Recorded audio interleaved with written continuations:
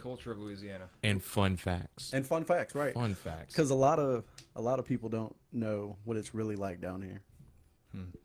But the first thing we're gonna talk about, what do you want to talk about? We're just gonna.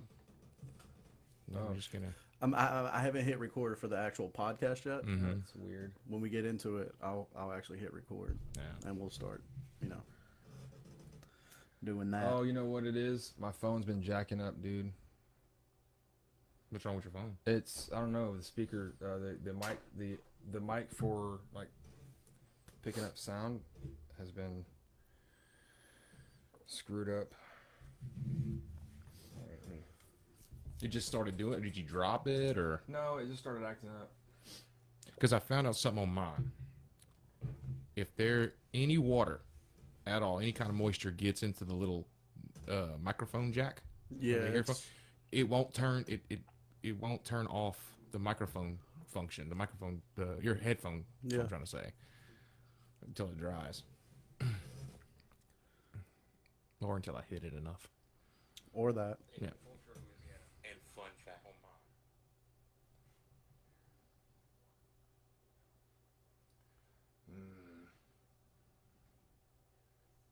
I have to figure something out then. With this. See, I cleaned the USB port because that's what I read. That was one of the things that can affect it. And What's up with the Saints, bro? They're looking good, man. Yeah, they're looking good. But they don't really have to win another game. But they kind of chill out for the rest of the year. I kind of hope that I was kind of hoping that they would bomb, dude. That's loud. Sorry. I was kind of hoping they would turn bomb my mic off for a second, so they could get Joe Burrow. Dude, Yeah. Tell me you wouldn't want Burrow. Yeah, I don't even know who that is. Yeah, the Heisman Trophy winner. I saw your post. I just want to be the first to say it. Look, Fuck Joe Burrow. Look, dude, you got so much shit for I was that. like, Brandy, watch this. Yeah. You good over there, Simplify? Yeah, turn it back on. I'm trying to see if this thing's gonna pick up voice now or not.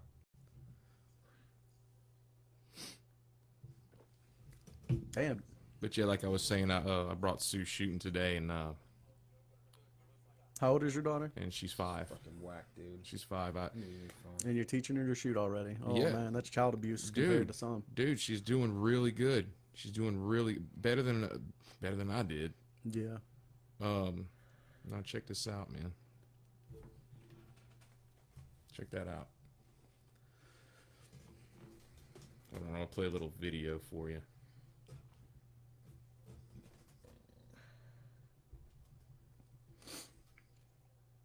Oh, man. What do you guys think about this impeachment? I think it's bullshit. For lack of a better word. Did you see what I shared on Waste Facebook? of time. What Nancy Pelosi said in '98 about the Republicans impeaching Bill Clinton? I've seen a lot of. I don't know if I've seen yours personally. It's like word for word what they're What they're trying to doing. do to fucking Trump. This Word is, for word. This is her right here, man.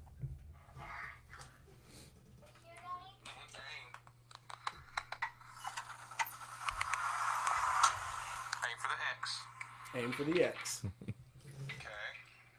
Cock it. What is that, a 22? And then aim for the X. Good job. Yeah. Dude, she's going to snipe somebody one day. That's what's up, bro. Teach them young. Keep the barrel pointed that way. Keep the barrel pointed that way, okay? Can we pull it back? Oh, man. Yeah, she had a blast. Shelby shoots, doesn't she, Rob? Yep. She has a little Marlin single shot back here with a little 2-power scope on it. Oh, that's what's up. Yeah, that's the only thing I want to give for her. It's got the little peep sights, but they're so small. Like I was looking through them, I'm like, man, these are small. But I'm like, okay, well, this is a kid's rifle. That's hers right there. Okay, yeah, it's almost Hers is a little bit shorter, I think. Yeah, the stock's a little long for Shelby. I got it for her when she was 7, for her 7th birthday, and man, she likes to shoot it, but the reach is a little bit tough for her to get down. Yeah, it's hard to find. Well, I got her and I was looking. I had a couple different in mind, but I got her that Cricket and a little Cricket 22, and I liked it because you can load it, put the bolt forward, and you still can't shoot. You have to manually cock it, and I wanted that, you know, kind of like an extra safety feature. Right. I want to read this real quick. Representative Nancy Pelosi, Democrat from California, speaking on the House floor on December 18th, 1998. Today, the Republican majority is not judging the president with fairness, but impeaching him with a vengeance. In the investigation of the president, fundamental principles which Americans hold dear, privacy, fairness, checks and balances, have been seriously violated. And why? We are here today because the Republicans in the House are paralyzed with hatred of President Clinton. And until the Republicans free themselves of this hatred, our country will suffer. I rise to oppose these unfair motions which call for removal of the President of the United States from office. This was in a freaking newspaper magazine, or a newspaper article that she was quoted on saying December 18th, 1998. 21 years or 22 years later, or 21 years, they're doing the exact same thing. Yeah. And the difference is, though, Clinton actually did something. Yeah. He stepped out on his marriage, dude. He does what And 40% of men in America do. And then even that, I really don't care. He wasn't. Clinton was not impeached because he fucking he's Right. an intern. He was impeached for perjury. Perjury, you're right. 'Cause he Absolutely. He lied about under it. oath. So, I mean, he actually did something. I have yet to see anything that Trump's done but be an asshole. I do want to give a shout out real quick. Perjury is a felony. Just It so you is. So, about 2 weeks ago, somebody had a contest on their Facebook, and they asked that you invited all your friends and shared the post, and I did. And I won, and I want to give a shout out to these girls because I got it in. Bigfoot for breakfast. I won their tumbler giveaway. Mick is actually drinking out of it today. Yeah. So Sarah and Samantha, thank you so much. I'm glad we were able to get you guys some more likes and some more listens. They've actually, dude, your cousin Squatch, he listens to them. Oh yeah. Yeah. Cool. So we were able to help get those girls some more likes and some more listeners on their podcast, and they're always shouting us out and giving us mad props. And so we just want to return the favor. And their podcast is called Bigfoot for Breakfast. You can find it on iTunes, Spotify, everywhere. Anywhere that you listen to podcasts, you can find it. And I'm wearing the bracelet. See if you can see it there. There. Yeah. There. Have you checked them out yet, Rob? I have not. Me and Mick love them. Yeah, it's pretty cool. I mean, I've watched a couple of Pretty their cool. like live videos they do on Facebook every now and then, but I haven't actually listened to an episode. They're actually going to do a live video, and they got the idea from us. Oh. They're doing it a special. I don't know when, but a special Christmas live. Well, I think we got them drinking on their shows too. Of course, drinking coffee. Son of a bitch. We drink coffee. We don't drink anything else here. That's right. Yeah. Bottled coffee. See, coffee, Put it in coffee.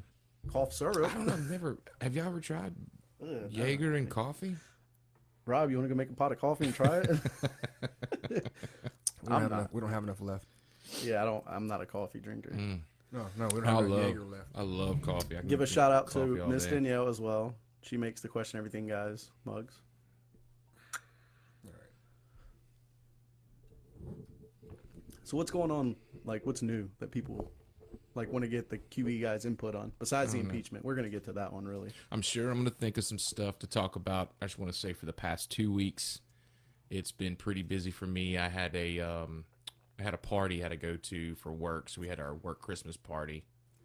Right. So I'm kind of just jumping back in feet first. Yeah. Well, I've been sick for the last week and a half.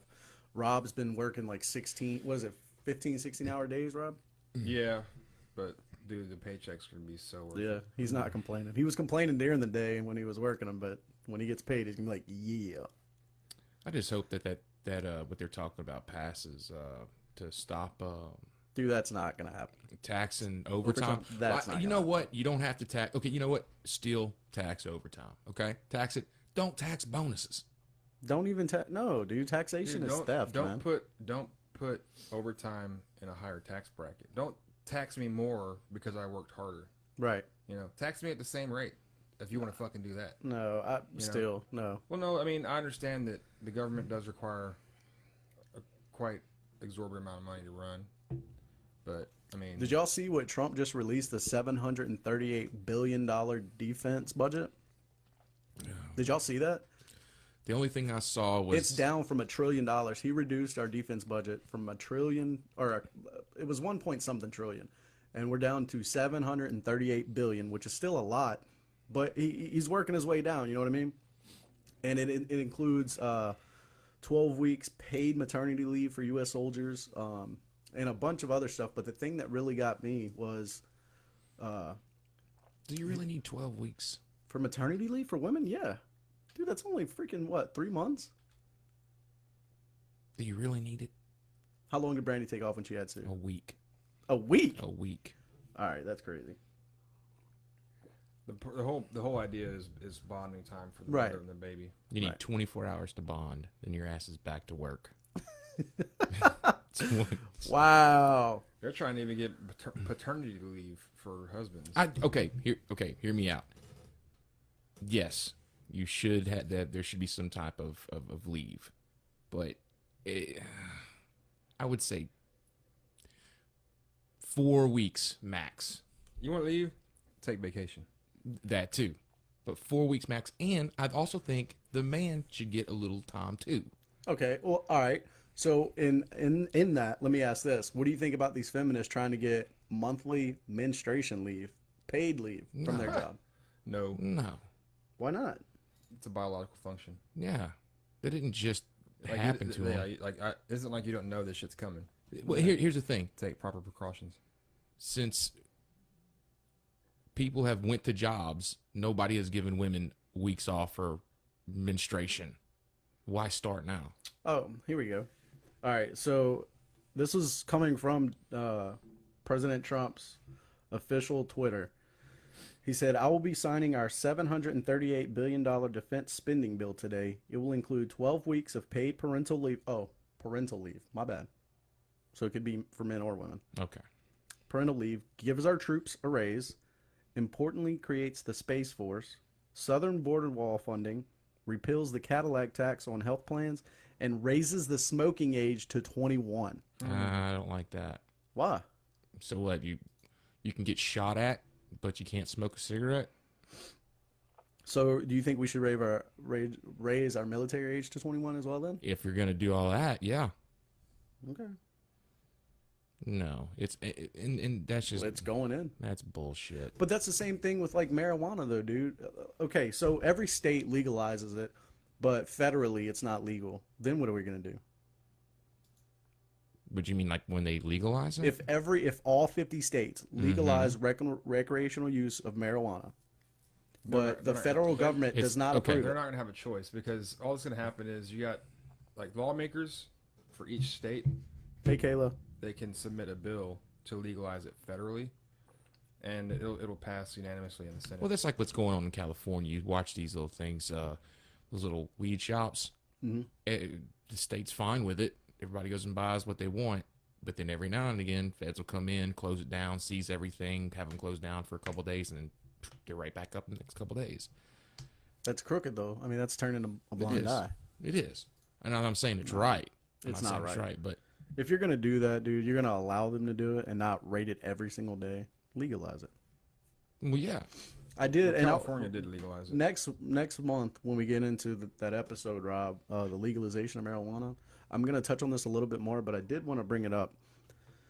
So from what I've read, in order to get a recreational card for smoking recreational pot, you are signing over your gun rights. I thought something would be like that. That sounds like a Democrat pushed policy. Yeah. Yeah.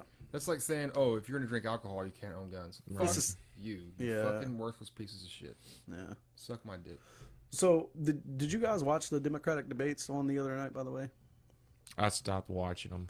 I haven't watched them since they just started. I mean, I watched one and I couldn't take it, dude. I don't want to lose any more IQ points. I couldn't take it. I don't watch. I watched Democrats about talk. 5 minutes, truthfully, and then watching. Well, God bless you for that, because that's probably further than I could have got. Watching Alex Yang and Elizabeth Warren argue over the socialism thing and free shit for everybody, that somehow miraculously people are going to get free, that nobody's going to work or pay taxes for. They were arguing over that bullshit. And then if I have to hear that fucking Peter Buttigieg or whatever his fucking name is gay. Buttigieg? Yeah. Buttigieg. If I have to hear that he's gay one more time, That he's gay. I'm going to shoot myself. Dude, we get it. You suck cock. Get the fuck over it. That doesn't make you a special fucking person because you suck a dick. Yeah, it is. No, it doesn't. He's gay. He's special. No, it's not. He's an idiot. Like, and if he mentions fucking not Joe Biden, Shifty. Mike Pence is Oh, fucking Pence? Indiana. Yeah, Mike Pence is Indiana. Well, man, get the fuck. Like, people just don't care that you're gay anymore. Like, it's not a big issue. No. I'm gonna go on record. I'm not gonna say the QE guys. I'm gonna say Sean from the QE guys. I'm okay with the homosexual thing completely. Whatever, you live your fucking life, fine. I'm not okay with these transvestites going into schools, reading books to young kindergartners, dropping the book, and then exposing your fucking nuts to these kids. No, I'm not okay with that. I'm not okay with the transsexual thing. Open like in schools. No No, parent. no. No parent in their right mind No. is okay with that. What the media wants you to think, and what all these are showing you when it, like you watch it on the internet or whatever, it's, oh, look at all these people that hate this, and well, the majority of it hates it. It's just a small percentage of people that think it's okay, and usually those people don't even have kids. I shared something. Excuse me. I apologize. I shared something on Facebook today, and it showed, like, the chick, like, she wasn't the finest woman I've ever seen, but she was a very attractive woman. And it had Defender of the U.S. on the shirt with the M16. Like, and, you know, it was a low-cut shirt. She had nice boobs. She was American? She was American. American. And she was a very attractive woman. And then on the right, it had Democrats. It had some dude with fucked up hair, with glasses, in a skirt and high heels. I'm like, yeah, sounds about right. Well, what do y'all think about what's going on in Virginia? Dude, I don't. Do you think this is the start of it? I didn't No. dig enough into it. Rob, you might have, because I know you get into shit like this. No, it's so you can't enforce a law that hasn't been ratified. It hasn't been adopted yet, right? So all that is it's a violation of the Constitution, and just because you're saying, oh, there's gonna be consequences for sanctuary for the sanctuary cities that are, you know, for the Second Amendment, that doesn't mean anything because the law isn't even there yet. But I feel like they're hyping people up. Oh no, they definitely are. They're trying to get people riled up. I think they want people to do something. I think they want that. They want that reaction, is what it almost feels like. Well, to they're me. trying to get Trump supporters to act crazy so they can point them Oh, out. yeah. Like, oh look, this guy did this and blah blah. Man, I'm too busy working to fuck with you. Shut up. Yeah, no shit. So what's happening? Because I know All that. So they're trying to take their gun rights, correct? Well, what they're trying to do is they're trying to make it a gun sanctuary cities. Right. So the law that was put in place was basically like renewing the assault weapons ban from like the Obama era, banning any high capacity magazines and semi-automatic rifles. Now that goes far beyond what the average layman considers a semi-automatic rifle. When they were a layman that doesn't know shit about rifles, here's the word assault rifle or a semi-automatic rifle, the first thing that pops in their brain is the AR-15, right? Because that's what the media's been flashing in front of their faces for the last fucking 5 years. But that also covers like your 22 Sportsmans that have 15-round magazines that fire a 22 long rifle rimfire. Yep. projectile. Anything that auto loads, Yeah, not auto anything, yeah. fires. If it's gas operated and auto loading, it's a semi-automatic weapon. And even they're trying to outlaw semi-automatic pistols too. So Which is every pistol pretty except much, a yeah. revolver. Yeah, pretty much. Yeah. So the idea is no. you get these sanctuary cities for the Second Amendment who say, hey, look, this is a Second Amendment sanctuary city. If you are don't want these laws to apply to you, come here, and kind of the same thing that California was doing with illegal immigrants. You know, and the governor And we just lost all of our viewers. and the governor was basically saying, dude, you can't do that. We're gonna use the National Guard against you, and blah blah blah. Yeah. Crazy world, man. They don't know what they're getting. They don't know what they're getting themselves into. They don't. They really. They don't. I'm going to read these quotes. These are from one of the founding fathers of the U.S. After I read them all, I'm going to say who said them.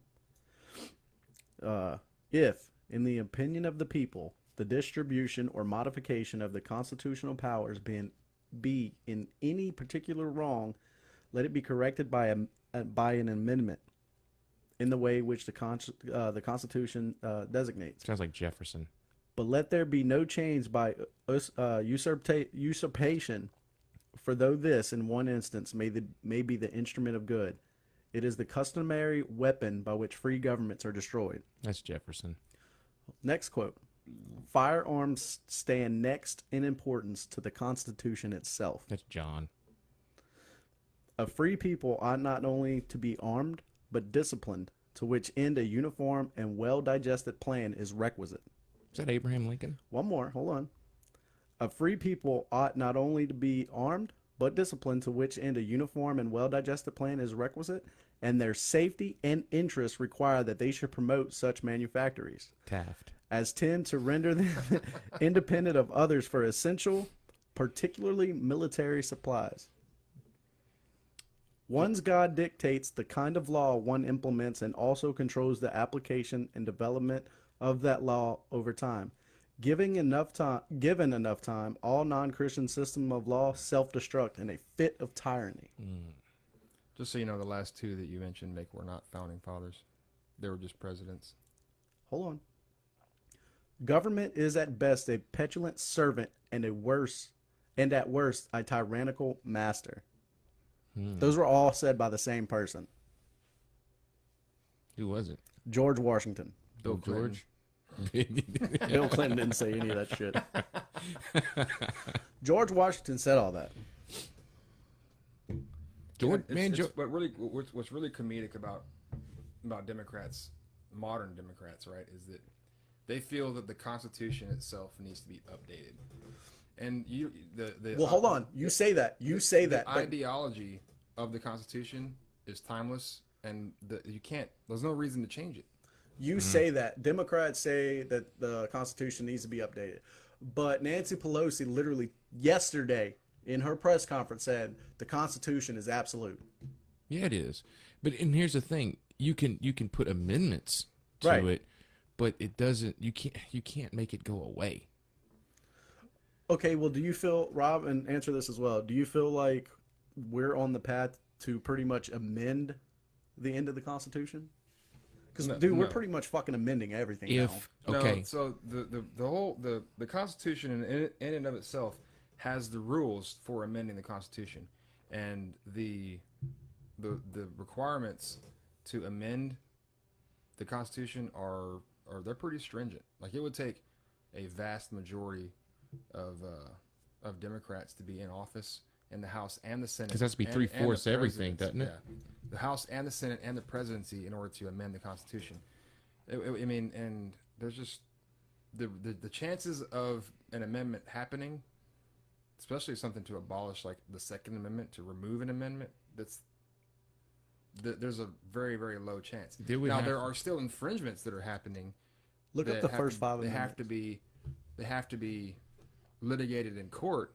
Like, if someone came in my house, a police officer, right, and I was in Virginia, and they decided they're going to confiscate my weapons, I would have to go to court and litigate that and say, this is a violation of my constitutional amendment, right? So,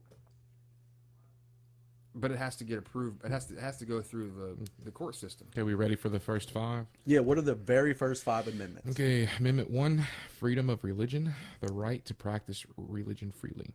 Okay, Amendment 2, right to bear arms, the right to keep and bear arms. Correct. Amendment 3, quartering of soldiers. Amendment 4, search and seizure, and number 5, trial and punishment. Yeah. The Fifth Amendment is the right to remain silent. The Miranda rights. The self-incrimination. Yeah. Right. So those 5 amendments, obviously, they were that important where they are literally the first 5 in the Constitution Yeah, of our rights. The Bill of Rights is the first 10, Well- and there's a reason why they're the first 10 amendments. Right. Well, I did the first 5 because people usually know the first 5. The third one, the third one's pretty cool. Quartering of soldiers. No soldier shall be quartered in any house during peace and war. Like that's the AWOL thing. Peace and war. No soldier shall be quartered in any house during. I take that as like the government just can't throw soldiers in your house. Right. Yeah, Yeah. that's correct. Like the government just can't throw soldiers in your house. Are you replaying that, or is this being monitored? No, I was fucking with Mick. Oh, If you trial and punishment, the right, the right not to be held answer for a capital or otherwise infamous crime. yeah. I guess all crimes would be infamous, though. You ever heard of a happy crime? Yeah, of course. Yeah. Prostitution. That's the oldest occupation. Oh, the happiest of crimes. Drug dealing. At least the guys that are buying.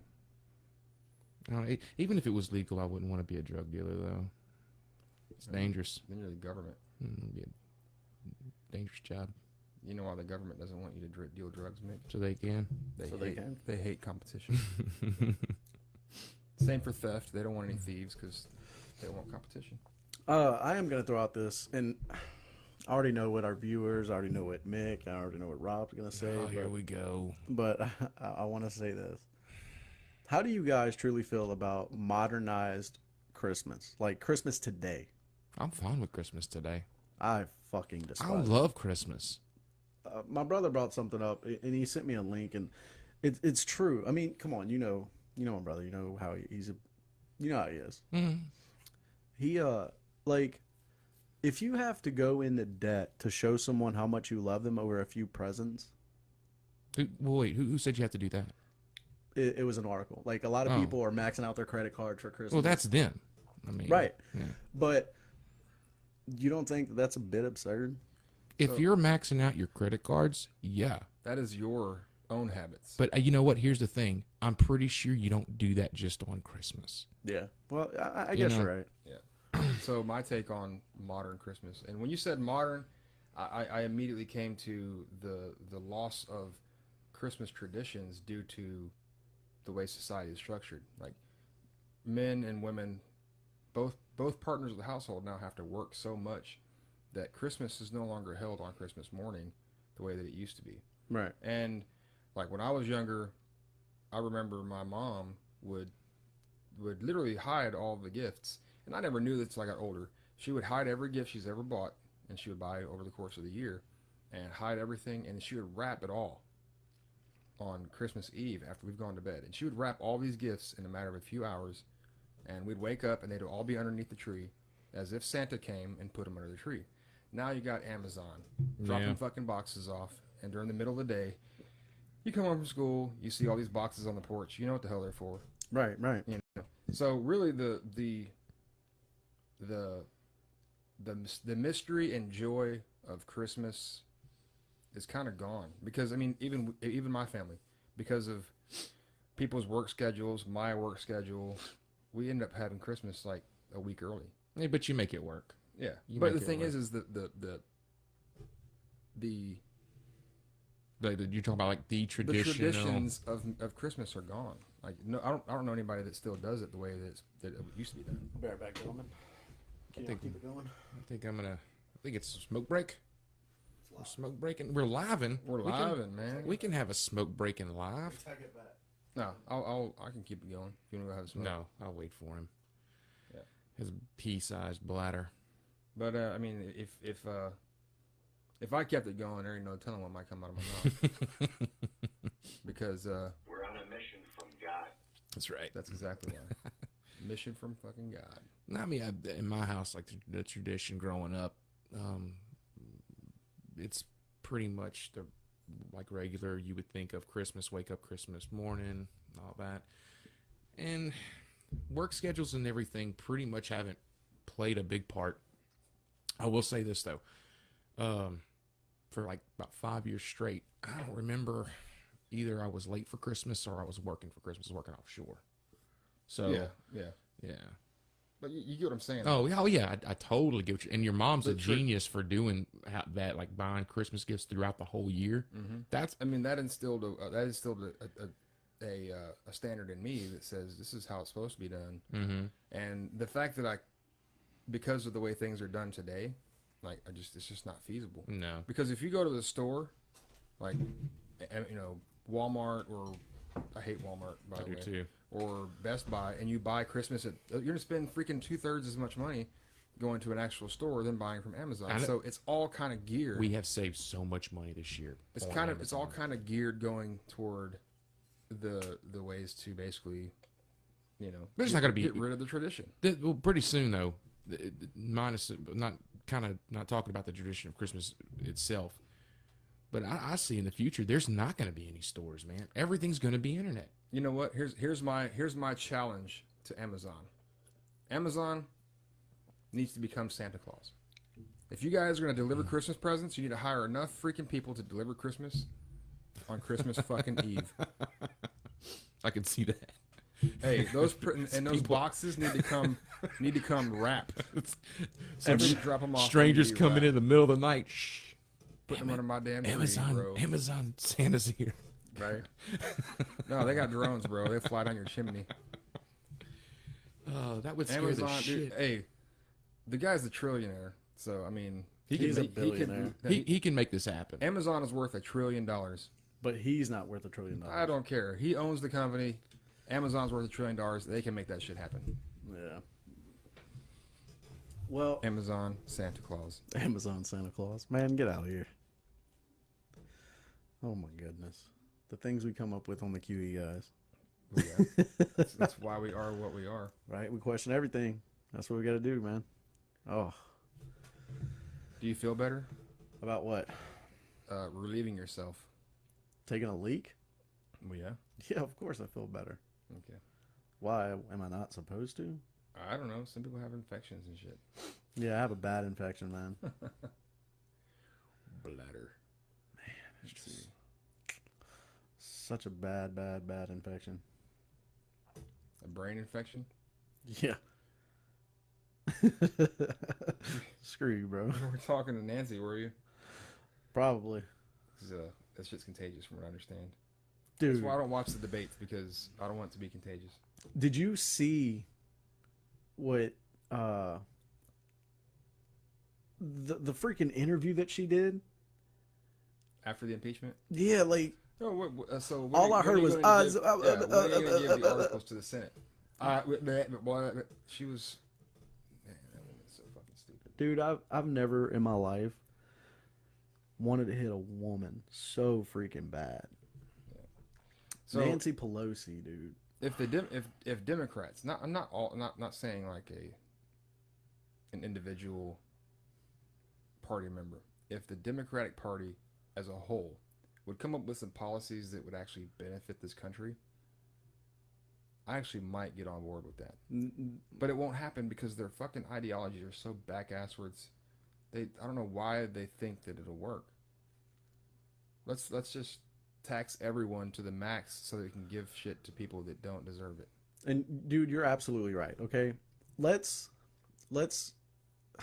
No, I'm not okay with it, dude. I have to take a drug test when I hire into my job.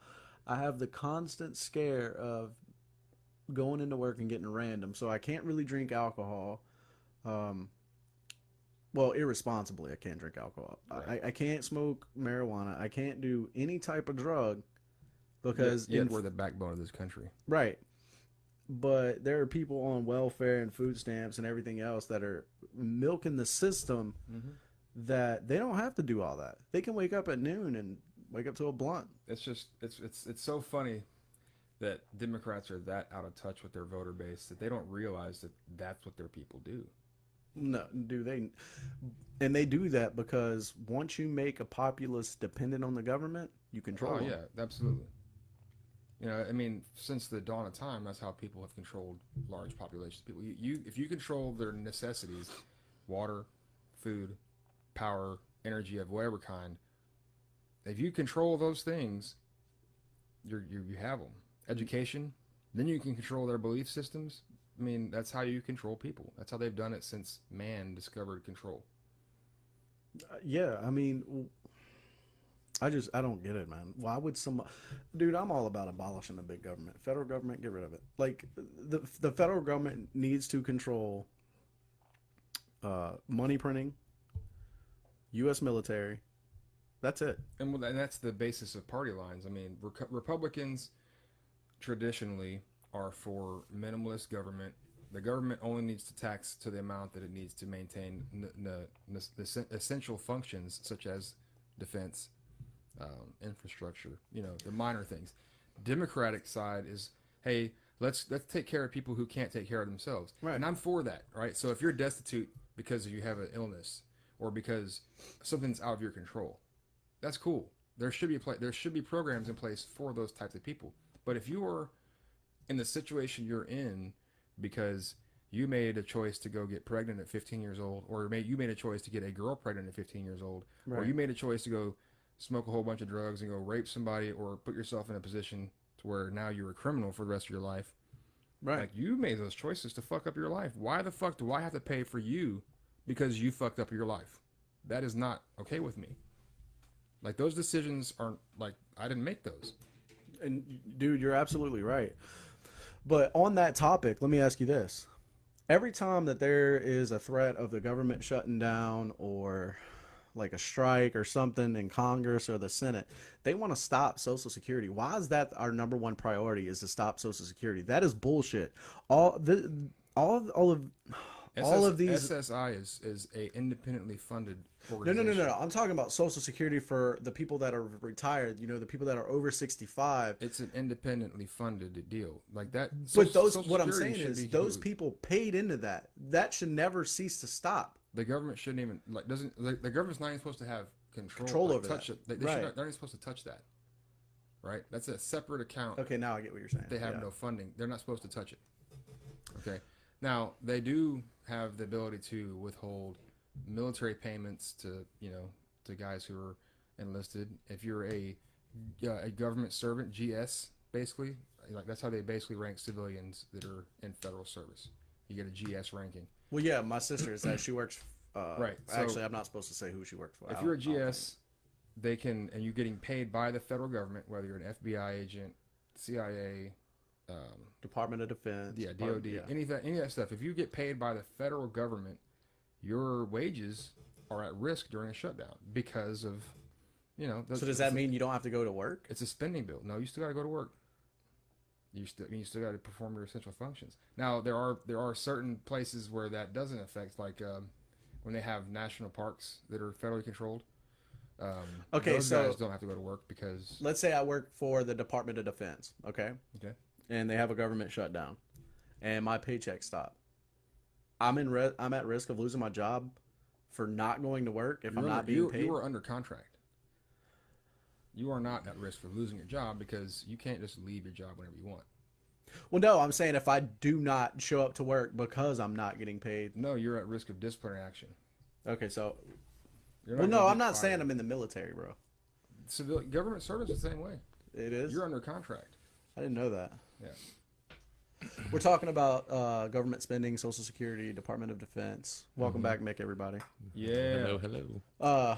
And I was asking the question of why is Social Security always the first thing that Congress and Senate want to go after when they're talking about having a government shutdown or what do they call it other than a strike, basically, essentially. Like Social Security is a fund that people work their entire lives since they were Yeah, that's your money. I haven't So why actually is it? heard of Social Security being the first thing to go after. Well, no, dude, they're talking about like taxing more on Social Security, cutting their funding, reducing how much Social Security they're getting every month. Well, They're talk- I haven't heard the that. Social Security was never I- meant to be a piggy bank for the government. But it has been. It is. Yeah, but they use it like that, but it's people to help people when they retire, get to an old age. That's their money. That's your money. It's You know, basically a retirement plan. I'm not a Dave Ramsey by any means, but the way that it's supposed to work, and if you didn't have Social Security, and you had people that were taught how to be fiscally responsible in school, and were taught responsible spending habits through while growing up, the way it's supposed to work is once you start working, right, you're earning a specific amount of money per year. Okay, you're supposed to secure that income, especially if you have a family, with life insurance, term life insurance, to protect your income, your income earning potential. That way, if you die, your family is able to maintain for a few years while they do things to get on their feet with your life insurance, right? That's term policies are cheap.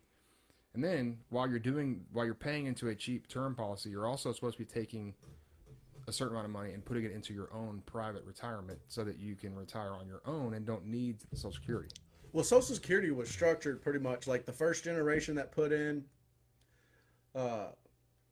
they put in, right, and then the second generation that started working, they were also putting in, but then the first generation was getting theirs, but it was supposed to be you were working for your own generation. Well, now we're so far behind. Like my generation right now is paying for my dad's generation. Well, that's the whole population exponential increase.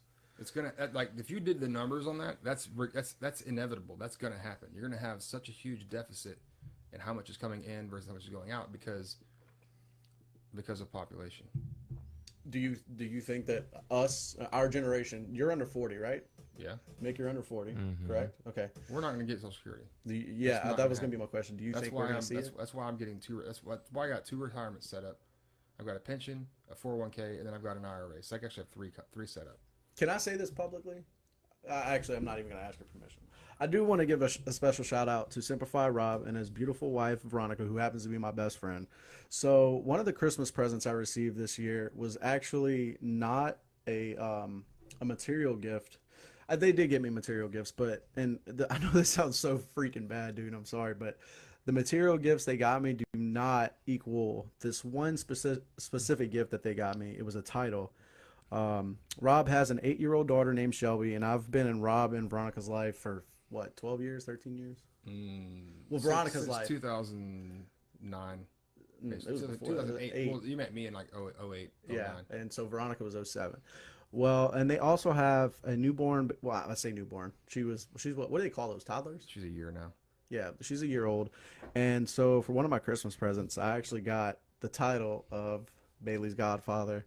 And they put together this whole little picture frame, and it was so freaking amazing. I'm going to give a shout out to Rob and Veronica for that. That really meant the world to me. That actually made my Christmas this year, just that one gift. And so I want to tell you guys thank you so much for that. Veronica's probably not going to listen to this, but thank you guys. Well, it's our pleasure, dude. When did like Godfather and Godmother? It's actually a Catholic tradition. When did that start? Well, it started.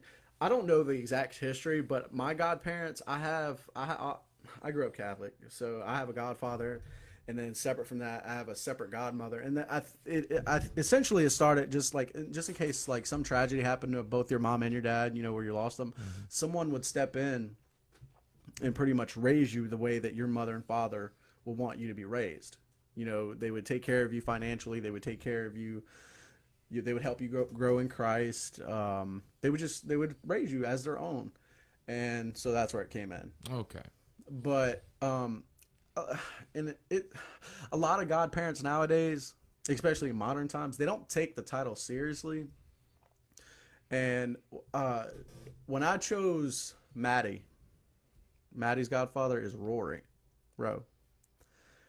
Like, that is extremely important to some people and non-existent to others. Like, Shelby's godparents, Veronica was telling me that she's not in their life. Well, when they gave me the card and, they made everything official, I told Veronica, I was like, well, you're stuck with me now. You're never going to get rid of me no matter what. Like, I'm always going to be here for Bailey. That's part of, So there was paperwork done. No. Well, no. There actually there can be. It was what is they call that, the last rites or whatever? No, it's I can't remember the actual name, but you can actually file a legal document that would make you the soul make you hair. Veronica and I were both like say passed away in a car accident, there is a document that I can file with my attorney that would make her godparents the next in line to be domiciliary parents of our baby. And Okay. me and Veronica did actually talk about that, and I know because they also have Shelby.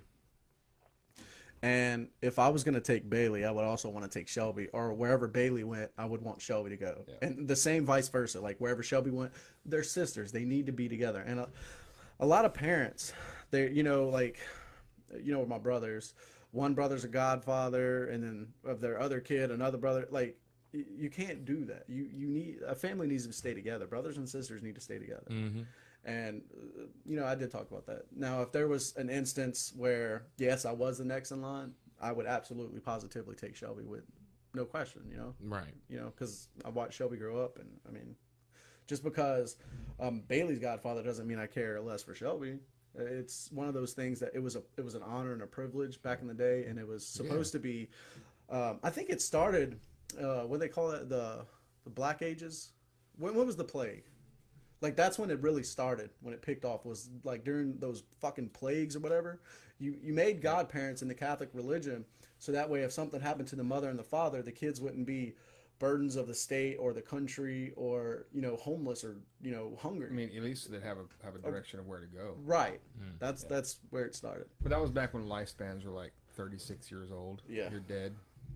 Like, man, you were old. 36. Father time, man. Like, I would be That's ancient weird. in That's those weird days, thinking dude. about that, though. You're right. In years and years and years ago, we'd be elders right now. Oh, yeah. Y'all would. I wouldn't. I'm still young. Wise. Mick and Rob are wise. The wise men of the tribes. Who's They're all screwed. Mix the wizard does and Sue not Rob's have godparents? But if something would happen to us, it would be my sister. Amy. Yeah. So Amy would be her godmother, and then I'm sure Ray Sure, would probably aunt. be a godfather. Yeah, we could do that. That's pretty cool. Yeah. Yeah, we could do that. Brandy said, "What up?" So she must be off of work. No, she says she's still at work. Nah. She's a working fool, man. I just told your wife I loved her. Actually, I said She gets a lot of love. I said we love ya. We love us some Brandy. There's a lot of people people don't realize, man, how many people are behind the QE guys. Like how much support it really takes. All three of y'all are married. I have a significant other that's 100% supportive of the show. Rob has a significant other that's supportive of the show. Brandy is, dude, she's everywhere. She's sharing, viewing, Yeah. commenting. She's helping us out. Ro is supportive. We were recording at Ro's house for a long time. Mm-hmm. And it's a lot of backbones, man. It is. Like It is a lot of people. we're like there's four of us, so we're the ribs, but people don't see the backbones that support the don't. ribs. They don't. Like Bigfoot for Breakfast, man. They have been promoting us nonstop. You know how many listeners from Iowa we've gotten? I can just about imagine. One of the girls, I think it was Sarah. It might have been Sam or Sarah. I don't remember. One of them snapped me that they were having like a get together in their basement at their house, and one of their friends was talking. Like they started a conversation about the QE guys, Oh, really? how much they loved us. Yeah, I was like, man, that's pretty freaking cool. That is cool. Yeah, we haven't even started recording this episode yet. We're live, just bullshitting. The bullshitting away. Yeah, I like this though. I like when they're, dude. Mick, dude, I get nervous when we record because I want to bring the best content to our listeners and our supporters. But I'm more relaxed and at ease when we're literally just talking and giving our opinions, not worried about the camera, not worried about recording. We are just real. Yeah. That's how radio works, and that's why radio has worked for so many years. Yeah, absolutely. We should start our own radio show. We kind of already did. Yeah, we would get kicked off the air by the FCC. Not if you went to XM, bro. Well, yeah, that's true. You can cuss in XM. You know why? Because nobody can fucking hear it. Because no one listens to XM radio. We're serious. I thought you were going to give me a real reason. Yeah. Nobody can fucking hear it. By the way, I gotta give my boy credit for that joke. Mitch Hedberg, rest in peace. Mitch Hedberg. Yeah, dude, Mitch Hedberg made that joke. He's Many not years- dead. Mitch Hedberg has been dead for a long time. Yeah, he passed away like 10 years ago. Dude was hilarious, man. Dude, Mitch He's like, Hedberg. you can swear on XM radio because nobody can fucking hear it. That's that one-liner guy, huh? Oh no, You're he just- has the driest, funniest Yeah. comedy you'll ever hear. Man, dude. You can water your hard to reach plants with this product. Who the fuck would make their plants hard to reach? Oh, he sure the hell what? He did die in 2005. You're right. Oh shit, my bad. I was wrong. That's something we typically don't say on the QE guys. We're wrong. That was the guy who was like, "Hey man, Well, you were wrong. I'm right. you know when people tell you to look at their pictures, like, hey man, look at this picture of me when I was younger." He's like, Look at this picture of me when I was older. "Yeah, every picture of you is when you were younger." Oh my goodness. This guy walked up to me and I was at the movie theater, and I was standing in front of the doorway, and he's like, "Sir, you can't stand there. You're blocking a fire exit." And I was like, "If you were flammable and have legs, you were never blocking a fire exit." You call me Dash. What do you think about all this cultural appropriation going on right now for the holidays? The what? The cultural appropriation. I don't know what the fuck that is. Well, now we have. Now we have 'Cause a. I'm not a fucking whiny douchebag. Right. Now we have a black Santa. Now we have a gay Jesus. Don't care. Yeah, for those of you that don't know, Netflix has released a series, or it's actually a show, a series, about Jesus actually being gay. Tell me that's not fucking If blasphemy. you are stupid enough to let your kids watch that, first of all, like if Netflix wants to put it out there, fine, by all means. But history has shown that the only way a show or anything that's put out there that can earn money succeeds is if people actually watch it. Yeah, And if you don't watch it, guess what happens? It bombs. It goes the fuck away. Yeah, it's just these people try to cram this shit down, down the population's throat, and they don't buy the shit because it's not the direction they want to go. I will say this. As far as the homosexual marriage goes, like once the gays pretty much got what they wanted, like I haven't really heard much from gays. It's not the gays that I have the problem. It's, dude, all these freaking non-binary, not knowing how to identify themselves, transgender people. That's what's in my face. It feels to me like a fad. No. It feels to me like, oh, right now it's so cool to be a letter. Yeah. When does it stop though? Like when do we say, okay, this is enough? We need to stop this. When people get tired of doing it, it's like I said, man. That's why it feels like such a fad to me. When you were growing up, did you ever hear about this? Like, no, you. we you used to heard say, dude, that's so gay. yeah. And now if you say that, you're fucking ostracized and pretty much hung in public square. I know Frag. it's Yeah. so gay. By the way, for those of you that do not know, the QE guys is not PC. It's That's retarded. and it's, I guess when I hear, and I say it too, it's like, oh, the gays this, the gays that, the homosexuals this. It's weird when I hear that because in my mind, we're talking to like me or you, right? It's just these are people. This is just a title that they've given themselves. Right. I mean, I don't say, hey man, those straights over there, you got to watch out for those straights. It makes no sense to me. It's if you want to be gay, man, go, be gay. But why do you want to title yourself as your sexuality? It just makes no sense to me. I just don't get why does you being gay have to affect me? It doesn't. Why do I need to know that you're gay, or why do you need to be saying, hey, your kids need to know that I'm gay? Like, why the fuck does that matter? Like, why? It shouldn't matter Why does at that all. fucking matter? I don't know if this is going to bother you, Mick. I know, Rob, you're not going to give two shits. Do you mind if I plug my other podcast real quick? I don't care. All right. So I did start another podcast separate from the QE guys. Yeah, obviously the QE guys are still going strong. Woohoo! There we are. It's called Altered Thought, and I was going to talk to you about that after the episode today, about being a guest on a couple of the episodes. Mm-hmm. It's a non-opinionated podcast. It's strictly research-based, hardcore facts. We're covering topics such as conspiracy theories, science. That's where it's really tying into. Altered Thought is going to be really conspiracy, science, spirituality. We're gonna have Superfly Rob on. I think there's an episode that I do want to do. I want to talk to Laney B about being a host on. We're gonna have to lower the feminism stuff down a little bit for that episode. But if you guys could check me out, I just released. I say 3 episodes. There are 3 episodes. Mick, you checked them out. What'd you think of them? I liked them, man. I liked them. Was it informative? Yeah. You learned some stuff. Yeah, and I know you were saying, about the time. 12 minutes, 10 minutes, 15 minutes. It's good. That's because he doesn't have anyone to talk to. Yeah, it's good. It's really hard to talk to yourself. And I it's just fine. want to say this. It doesn't have to be 30 minutes to an hour. Dude, me and you, when I was driving to Houston the other night and we were talking about The the simulation episode, we talked for more than 20 minutes just driving. While I was on the road talking about the simulation theory, how there are theories out there that, like, our existence isn't real, that we are a simulation. Like the Matrix theory? kind of, yeah. Well, it's like a video game. Yeah. A Like The super Sims. advanced video game. So somebody's playing us right now. Sort of. Like you are a character that someone is playing. What messed up person made me a character? That's what I was saying. That is, but that's the greatest thing about it.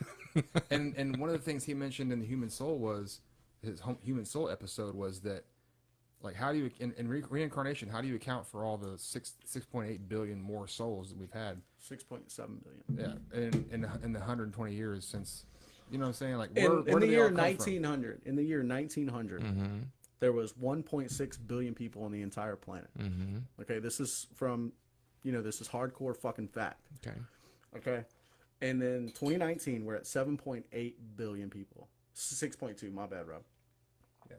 So in 120 years, we'll say this. We'll say time started at 0, the year 0. I know it was before that, but we'll say the year 0. So from 0 to 1900, so 1900 years, our population only grew to 1.6 billion people. So in 120 years, from 1900 till 2019, the increase was 6.2 billion people. That is a fucking massive increase. Yep. Yeah, but I mean, So where are all those new souls coming from?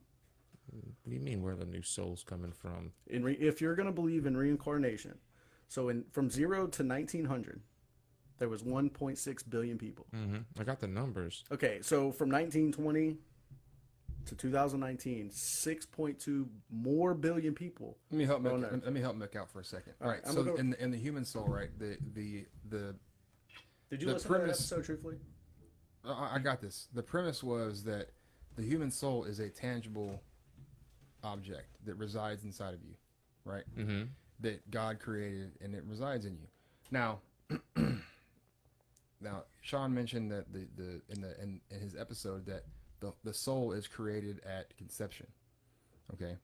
Now, what I proposed was during the drive to Houston was that what if, and this is out of simulation theory, okay, that rather than the soul being created, what if it's just another person logging on and becoming part of the game? You know what I mean? Like, I know it's way out there and it's way beyond what anything in terms of like biblical sense goes, but Well, I'm can't trying be to disproved. wrap my head around it because the first thing I think is, okay, well, who right. is logging in? Well, I mean, that's what I'm saying. Like, so if an alien civilization and their population is like 40 trillion, okay, and if we look at and I'm going to put this into perspective, okay? Have you seen the game, the movie called Ready Player One? Yes.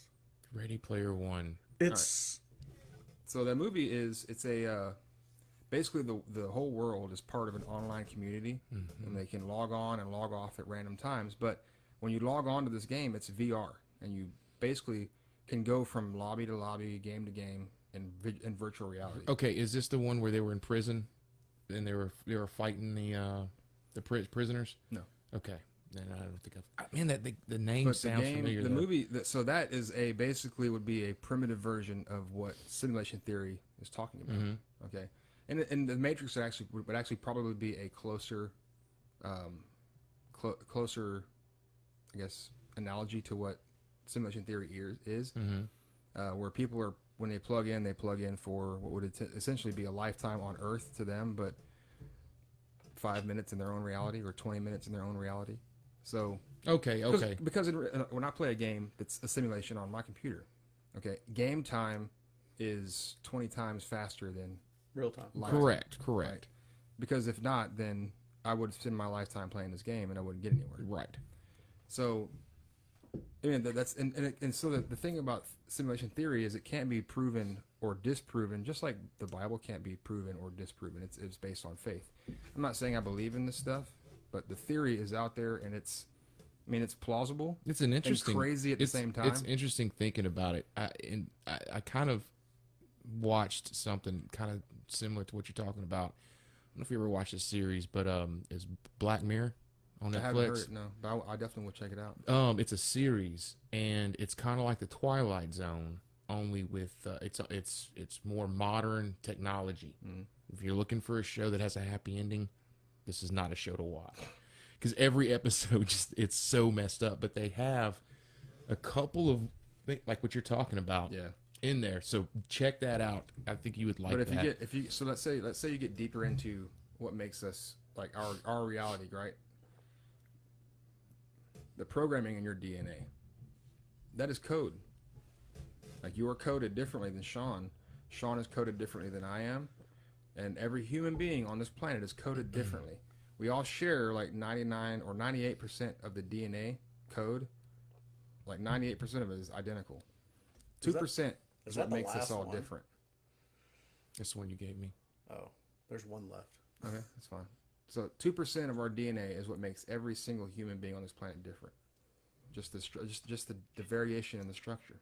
Right. Okay. 98% is identical, and then we share. I think it's like 70% identical DNA with every other living object on this planet. Right.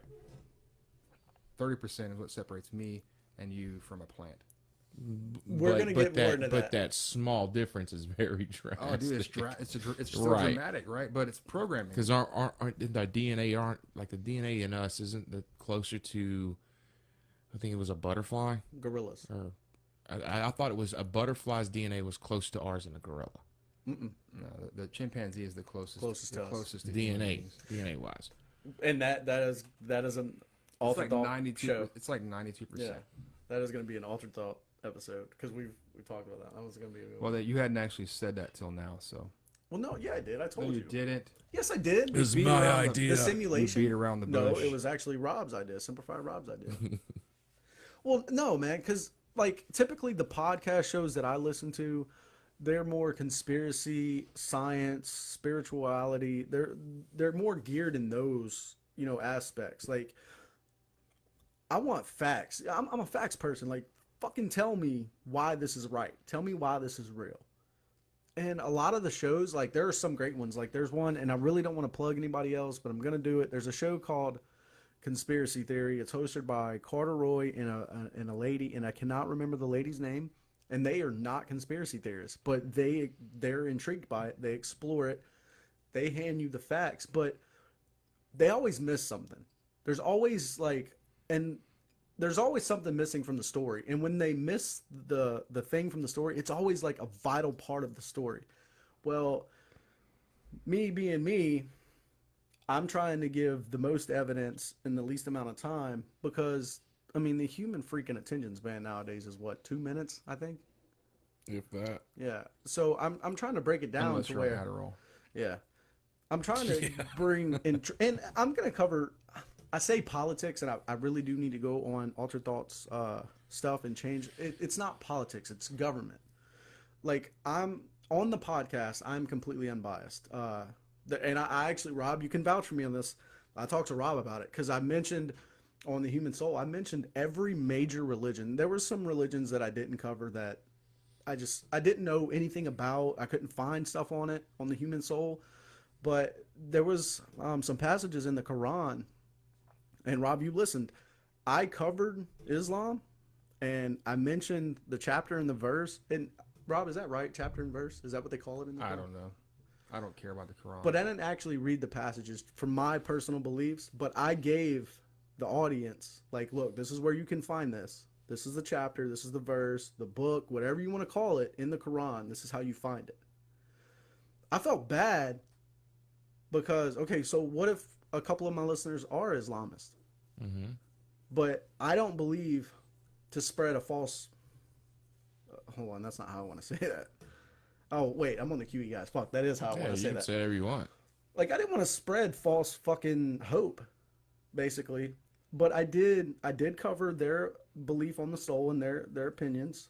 And I did list the Quran and the book and, you know, the verse, the chapter, where they could find the passages where it was talking about the human soul. But I had to talk to Rob. I was like, dude, I feel bad about this, but I don't want to say this on my show. I mean, that's truly unbiased, though. Yeah, I mean, all you're doing is saying and letting people know where you read this from. I mean, you're not saying this is. That's how you cite. You know. That's how you cite a resource. Yeah. Is all there is to Right. it. Well, yeah. I just don't believe in Islamist teachings. I mean, going into, you know, into that aspect is like if you look at all religion, every religion out there shares a lot of commonalities. They do. And But Islam is the only religion where it's wanting you to kill other people that are not your religion. Christianity doesn't do that. Buddhists don't do that. Confucianism, there's Taoists that don't do that. yeah, but so that's that. Judaism, none of those other religions tell you, look, if they don't follow a certain prophet or a certain thing, kill them. This is why I can't get behind religion, because every one of these faiths claims to be truth. Oh, this is the absolute truth. This is the absolute truth. 100%. This is how your life is supposed to be lived, by these rules and this and that, and you're supposed to tithe 10% to the church and blah blah blah. That's why I can't get behind the church, because every religion says this is the truth. Well, which one of you fuckers is right? I think church on The its business. own. It is now it is. You see what they call them evangelical Televangelists. televangelists on TV. It's a gimmick. It's a money making gimmick. I don't think it has anything to do with God. It's taking advantage of people's faith and banking off of it. Like I said before, I think everybody, you have your own personal. You should have your own personal relationship to whatever religion you are, and if your religion is teaching you to do harm or to make other people's lives different than what they want to be or way they live, then that religion isn't right. Right. Joel Osteen is like the most. He's a joke too. Dude, I watch any particular, like 5 seconds of a video of something he's done, and it just makes me cringe, dude. Oh yeah, he is a cringy son of a bitch. I don't think that's. And the fact that he has so many people that go to his church. Sorry. Jesus. Sorry. I did it fast though. That's why it was loud. But the fact that he has so many people that go to his church and give him money, whenever he's clearly, like, his demonstration is that he's not a man of God. Just because you say the words that are in the Bible doesn't make you a fucking man of God. I know guys that swear and cuss and fight and drink like fish that have more faith than that man does in their in their fucking pinky finger, dude. Absolutely. I don't know, dude. But hey, man, it takes a lot of faith to live in a big old mansion with some jets, man. It takes a lot of faith. Yeah, there was, I forgot who it was, but one Mattress of them, Mac has more faith in his toe. I love Mattress Mac, man. The guy that placed a $20 million bet on the Astros, Dude, and then hedged it in Vegas. Like, he's a genius. dude, if I have that much energy when I'm that man's age, God bless him.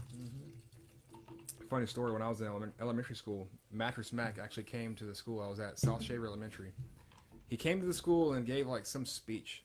I can't remember what the fuck it was about, but I saw him after he gave his speech, and I handed him a napkin. I was like, "Can I have your autograph?" And he signed my napkin, just a plain white freaking napkin, and gave it back to me. And I was like, Did he sign up Mattress Mac? he did. That's He awesome. fucking did. And I was like, dude, this is the coolest thing ever. And I was like, I lost it. So what are we going to talk about today? Let's give a preview because I still haven't started recording. Dude, you run this show, man. I'm just kind of here for the beer. I don't run this show. I'm here for the beer. Lenny B runs this show and she's not fucking here. We're going to do the Louisiana thing, man. What are we covering about Louisiana? Just talking about Louisiana. We have a lot of actually this show has a lot of worldwide listeners. We're played in the UK, Australia, were played in Bangladesh, man. Bangladesh, dude. We gotta So go visit. we're gonna tell people what it's like to be from. Well, and I'm the only QE guy besides Lanny, and she's not here. But the Mick is from Georgia, and Simplify Rob is from Texas. But now they both live in Louisiana. Texas. Excuse me. That was sexy, right? We're gonna tell, like, because a lot of people are misconstrued about what the culture is down here. And I was watching this video on YouTube today, and it really made me think. Cajun culture is being lost. It really is. Like, my son is 14. It's being diluted. It's being fucking lost. Well, it's the same thing as diluted. And I try to teach my son as much as I can, like how to cook certain stuff that we cooked. You know, that my grandmother or grandfather or my dad cooked, and you know, the music, the Zydeco, the Cajun, the French. They're just, this generation's not interested in that, man, at all. Well, I mean, it's had a helping hand because The internet. well, no, this is way before the internet. This is, 1930s, 1920s. You grow up and hear stories about how your great-great-grandfather or grandmother, they got in trouble for speaking. That's French. That was in the French. 1920s. That's what I watched in the video today. So the it was, 1920s. That's when they demanded that they no longer can speak French. They had to speak English. So if you want to talk about cultural appropriation, That's the main outcome of cultural appropriation. You lose a culture. Is you lose the way things have been done. Right. And I don't know, you lose a lot of Do y'all want to start the recording now, or do y'all want to? I got one more thing. We'll take a quick. I think we take a quick break I got now. one more thing to say before we take our break.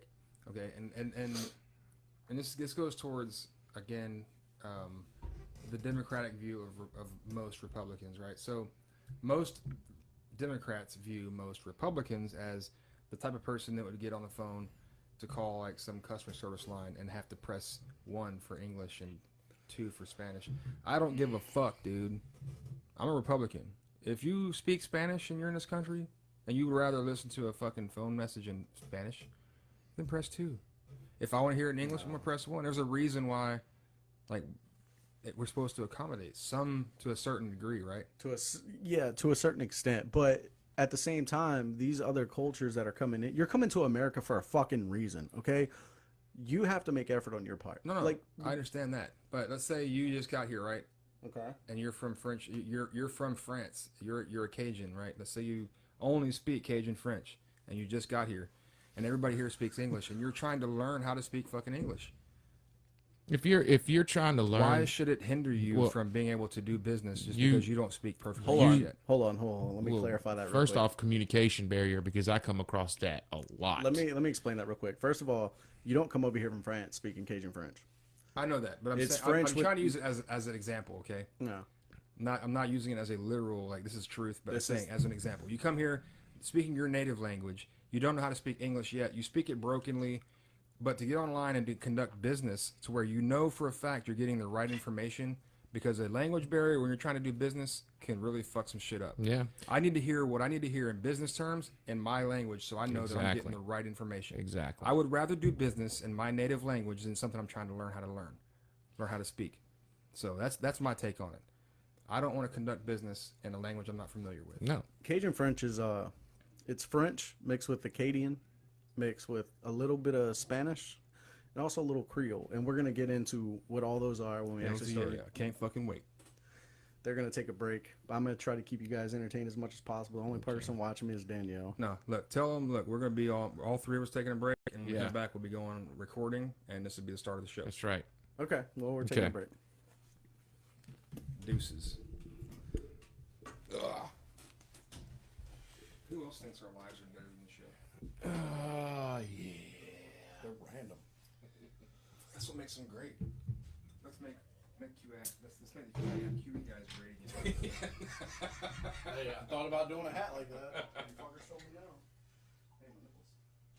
I've never told you no. I was gonna make a red baseball cap. Just say no more often. No. No means yes. William Davis. So So your dad, dude, looks just like you. Yep. I think even if you both, if either one of you had a beard, you would still look identical. Me and my sister look scarily alike. Dude, same with me and my sister. Oh. She's like a short, skinny version of me, Yeah. and she even has the same haircut. Hey man, it looks good. You know. Okay, look, yours has a look through your copy. Okay, yeah. Basically, this, or is that a safety? Okay, so there's no safety. Okay, you're just okay. The way this is, the same thing as printed. The only thing is hers is pink collar, and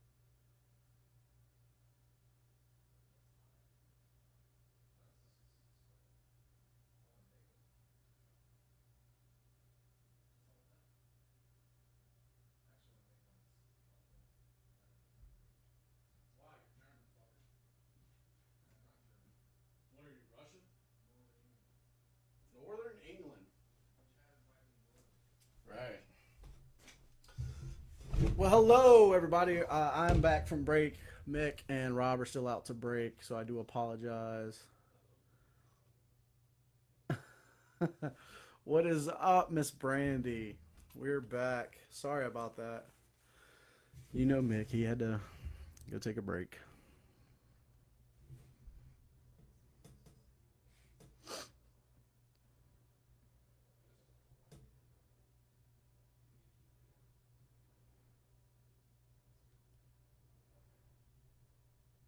We went outside and shot some rifles. We were supporting our Second Amendment right. Go and blow some beer cans up.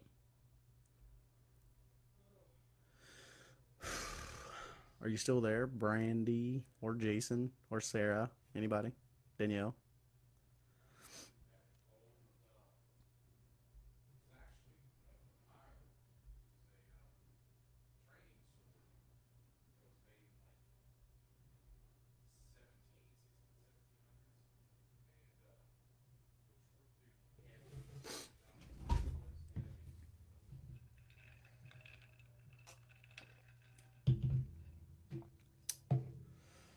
Boop boop be doom boom boom.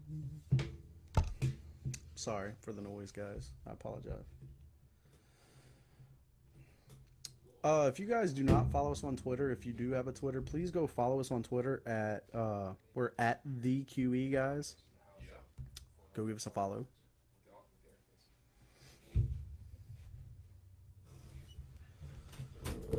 What's up, you drunk fuckers? Oh, being drunk. Yeah, I'm out of. I don't think any of us are drunk because we all hit the target. Yeah. Yeah. Mick's like, yeah, it'll go down and hit the top of it. And I was like, well, I'm always taught to shoot center mass. So Is that how we judge drunkenness? yeah, if you can't hit the target, I'm where you're drunk. Right. Alrighty. Let's turn this on. Okay.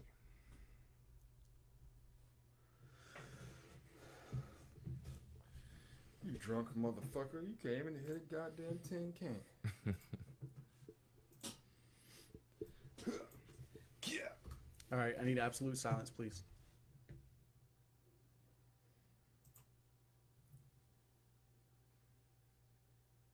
Hello and welcome to another edition of the Question Everything Guys with your host Sean. The Mick. Simplify Rob. This episode is a special episode to me because I am born and raised here. This episode is we're going to cover the culture and the history of Louisiana. Yeah. Simplify Rob is originally from Texas, Lone Star State. The Mick is originally, well, he was raised in Louisiana, correct? Yeah, I was raised in Louisiana. But you were born in Georgia. Fort Walton, or no, Fort Benning. Fort Walton's in Florida. Fort Benning. Fort Benning. What age did you come down here? Maybe two. Two? Oh, dude, you're almost Louisiana. Yeah. So he actually took Louisiana history in school then, right? Yeah. Yeah. Okay, because I didn't. I took Texas history in school.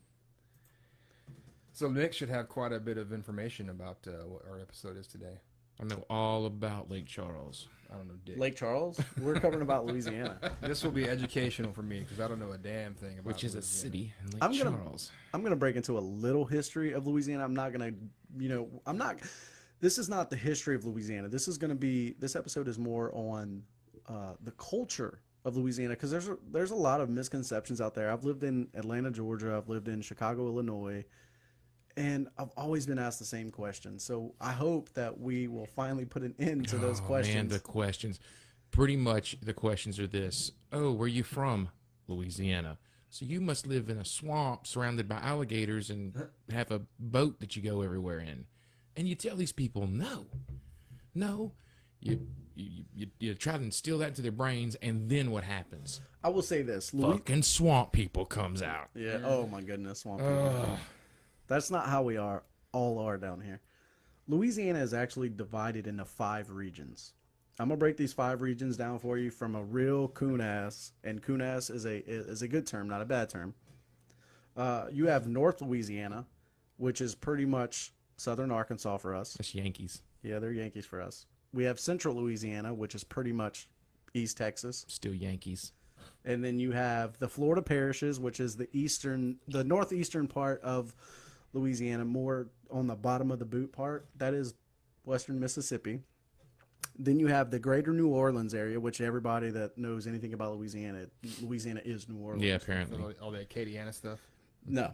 And then you have the central, southern, and southwestern part of Louisiana called Acadiana.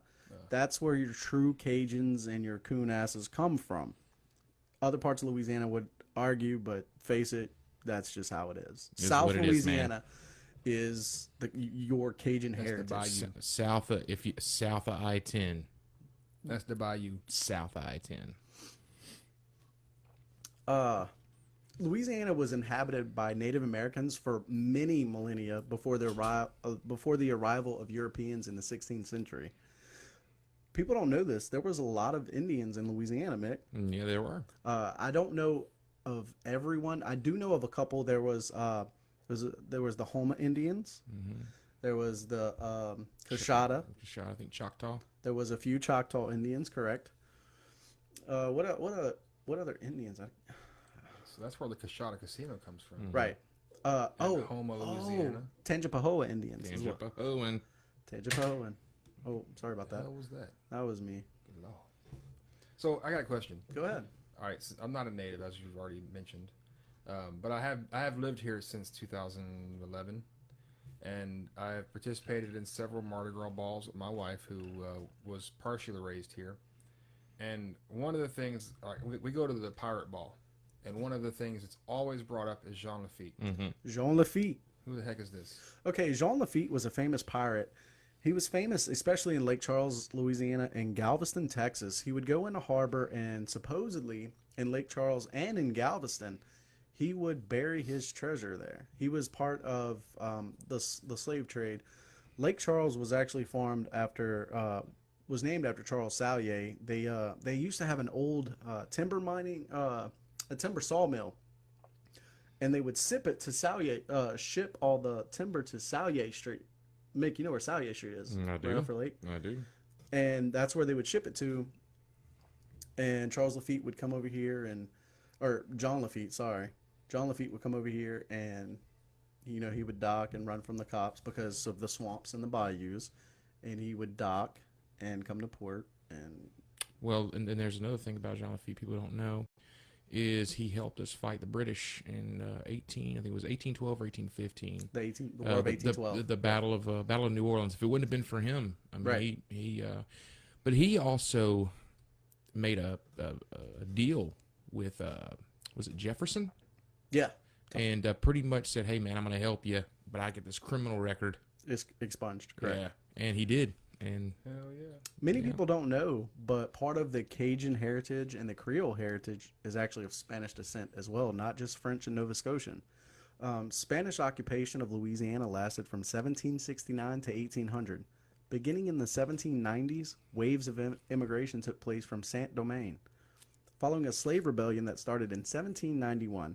Over the next decade, thousands of migrants landed in Louisiana from the island, including ethnic Europeans. yeah, it's just a hodgepodge of people. Right. I'm going to separate. This is not Webster's Dictionary. This is not Wikipedia. This is not Google. This is Sean's definition of the difference between Cajun and Creole. Cajun is more of your Acadian, Nova Scotian, backwoods boys, white, predominantly, actually all white. They were all white. They came over from Nova Scotia and Acadian, and that's where the Cajuns come from. They were swamp people. They dwelled in the swamps and the bayous. They had to learn how to live. They learned how to live on the land. People don't know, but Louisiana was actually a penal colony. There is a spot between the Sabine River, which separates Louisiana and Texas, and there's a passage in Jeff Davis Parish where in between that land, it was called no man's land. There was no laws here. The prisoners from Nova Scotia got sent to Louisiana. So all these prisoners had to learn, you either live on the land, eat the gators, and survive on that bayou down there, or you died. Which is still why you'll find a lot of iffy people in the swamp. Right. Now, Creole people are it's more of your mixture of races. You have your French, your Indian, your European, your Haitian, Jamaican, African. That's Creole. And that's where we get our voodoo. Right. Marie Antoinette. Mm-hmm. She is the voodoo queen, and she is still buried in New Orleans, Louisiana. Said. Said to have been buried, Yeah. yeah. I don't think she's died. You think she's still alive? Yeah, she's still haunting. That voodoo got her. And one thing that you've learned about Louisiana, I mean, you were raised here, but what is one thing that you have come to embrace about Louisiana, Mick? If I had to pick one thing, One thing. man, that's the food. The food. Oh, the food. What about you, Rob? One thing. Everybody that I've ever come in contact with is just amazingly receptive to diversity. Like, so you get to go to Texas, right? If you ain't from Texas, you're just another person. You're not a Texan. Here, yeah, I'm not a Cajun, but I'm not gonna get like shunned or get, nobody's gonna treat me bad because I'm not from here. I don't know. The reception I've received since I've been here, everybody's been awesome. Yeah, you're gonna get invited to something. Yeah, absolutely. will- and then the food. my On favorite. that, I will say this. If you were offered food by someone from Louisiana, outside of Louisiana, please do not decline. Even if you're not hungry, take a taste. That is a huge sign of disrespect to people from Louisiana. But make sure you have some milk or something to knock down the spice because they got some spicy food. But I think that it depends on the person because I've always eaten things and people say, "Oh man, that's hot," and I don't find them hot. Right. Yeah, But I love spicy food, so I don't care. But I'm saying like most of the people I ever like cooked for, man, that is spicy. So just make sure. Hey, but you have to. A lot of the cuisine comes from the French that were here, pretty much trying to figure out how to cook with What we had. what we had down here. So that was a start of all this amazing food that we have, and crawfish. and yep, crawfish. Oh man, Let me clarify this real Oh, quick. good For old all of you crawfish. that do not know, Cajuns do not eat crawfish 24/7. Crawfish have a season like everything We would if we else. could. Yeah, we would if we could. Crawfish actually have a season. And it all depends on the winter. A lot of people don't know that. Depending on how harsh the winter is, crawfish season can start as early as December, which it is this year. Mm-hmm. It's actually starting already. But in the harshest of winters, sometimes it's February or March before, and it usually lasts around June, July, around there, Mm-hmm. depending on and it's the previous season's winter, how that actually goes for us. Because if it's a really harsh winter, it's a really short crawfish season. Yeah. If it's really, really cold, we don't get very much crawfish. did you happen to do any research on how much Louisiana contributes to the crawfish? I guess Contributes. supply to the world, like to the country. You mean how much? Export. Yeah, how much crawfish Louisiana exports to the rest of the country? Oh, Because it's just, there's crawfish all over the country. Yeah, I remember a couple years back there was that big crawfish. I wanted to say I read it was like 70% of the crawfish eaten nationwide comes from Louisiana. Yes, that's true.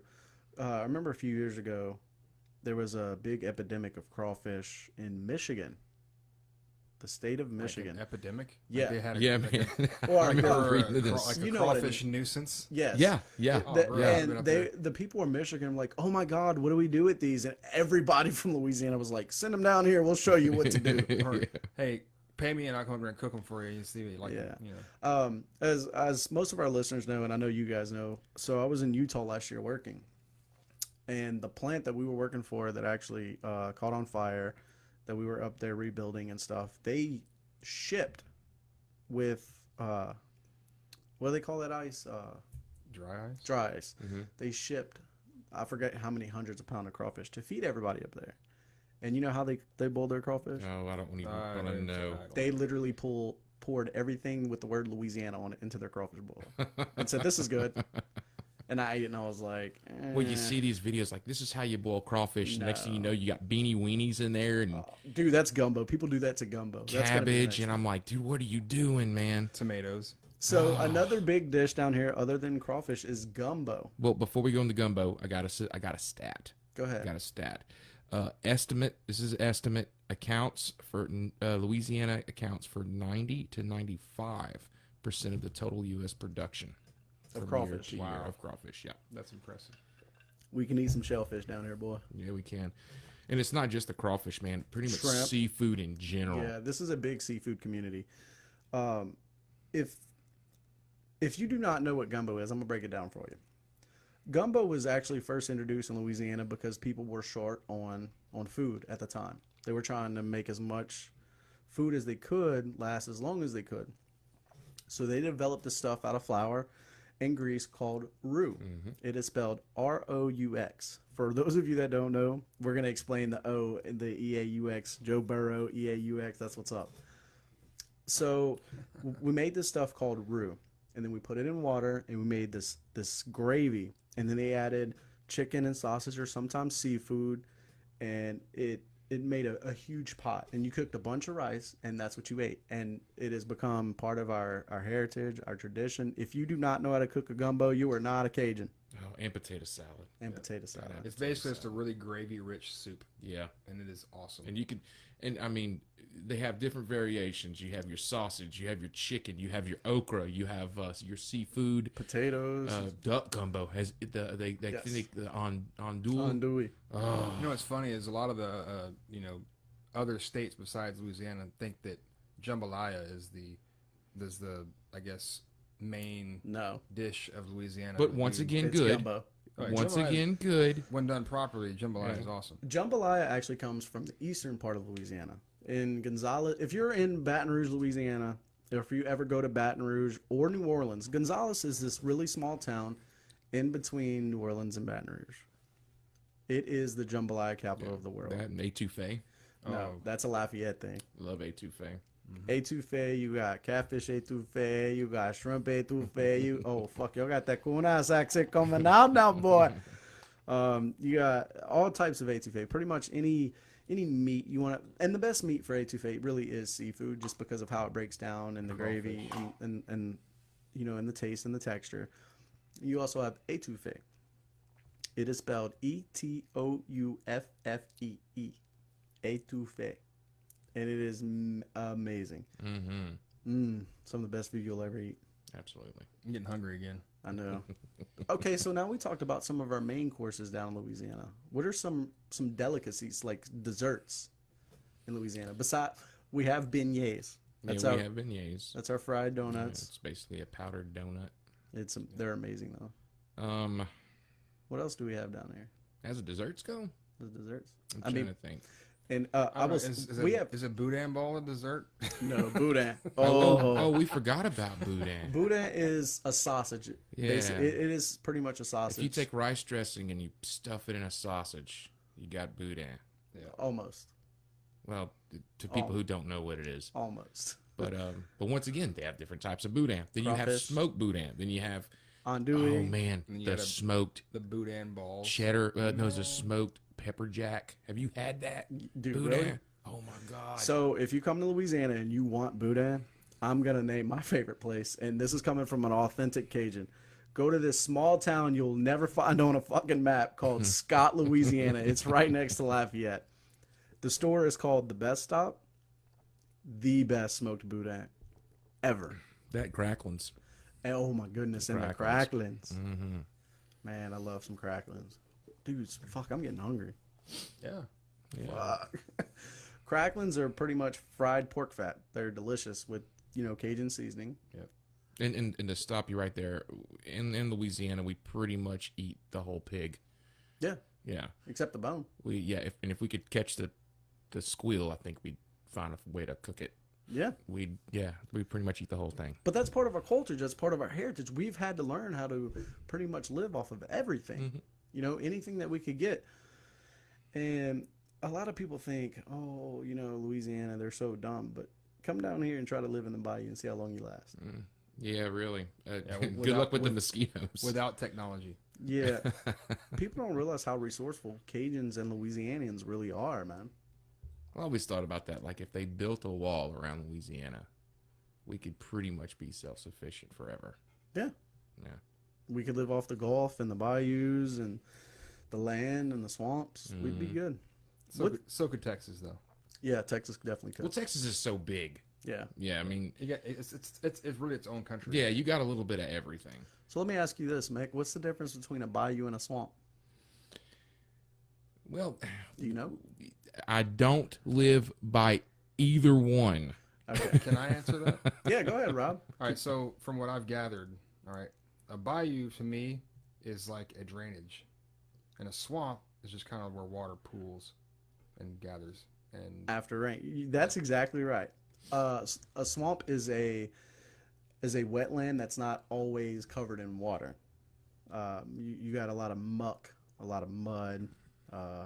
There's a lot of quicksand in swamps. oh shit, that shit we always saw on TV when we were kids, man. Yep. Make sure you got a rope, dude.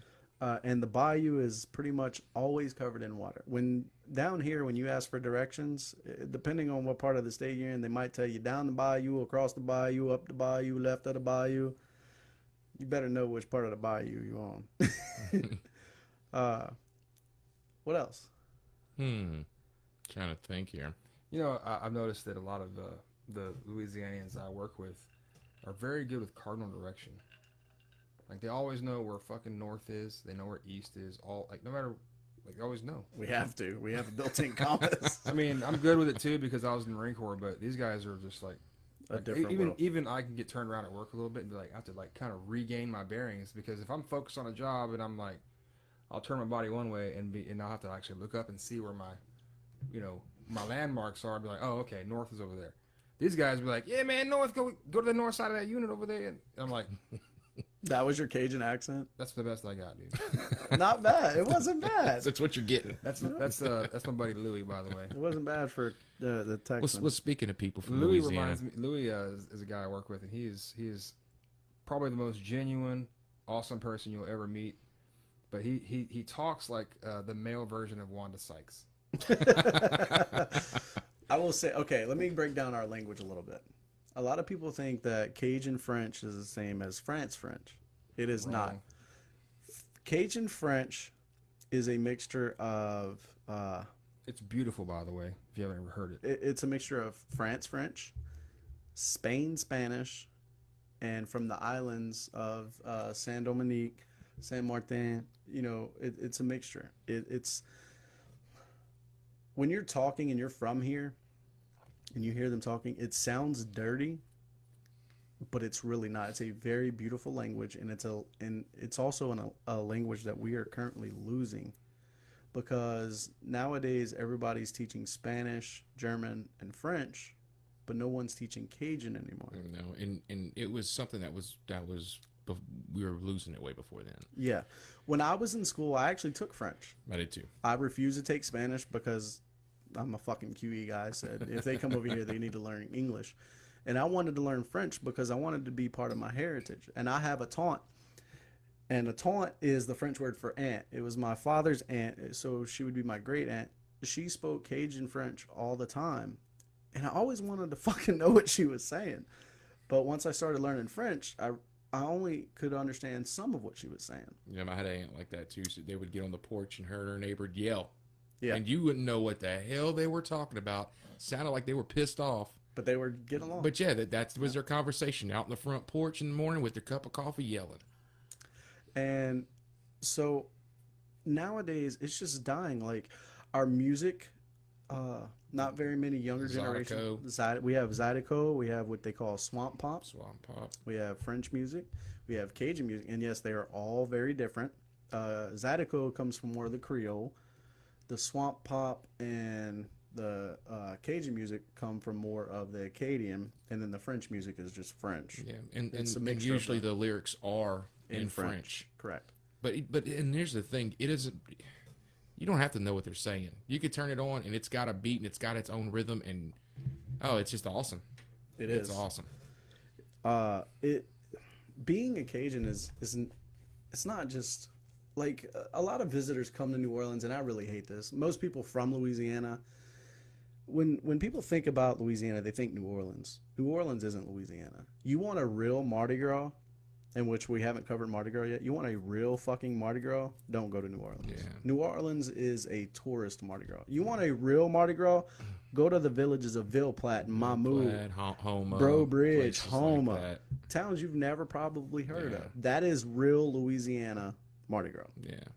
Go chase chickens. Oh, the chicken run. Go chase some chickens. Yeah, it was.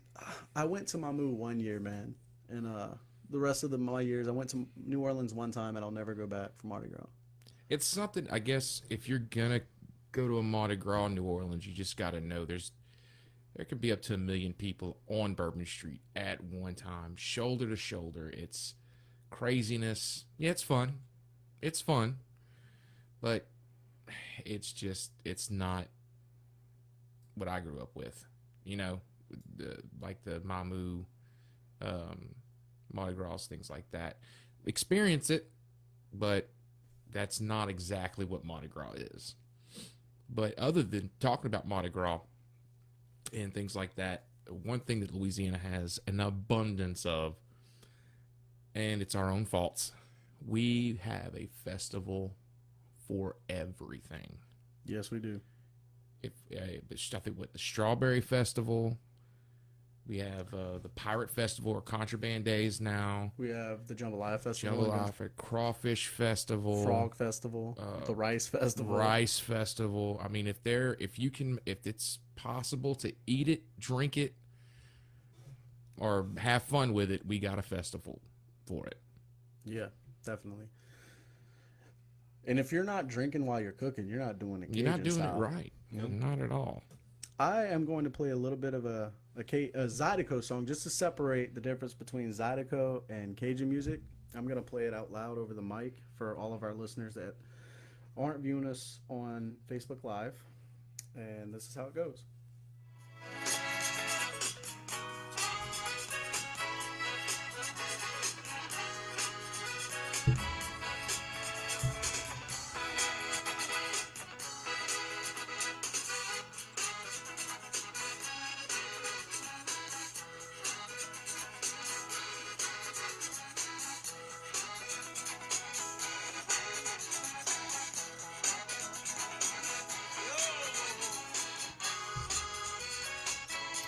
And that is Zydeco.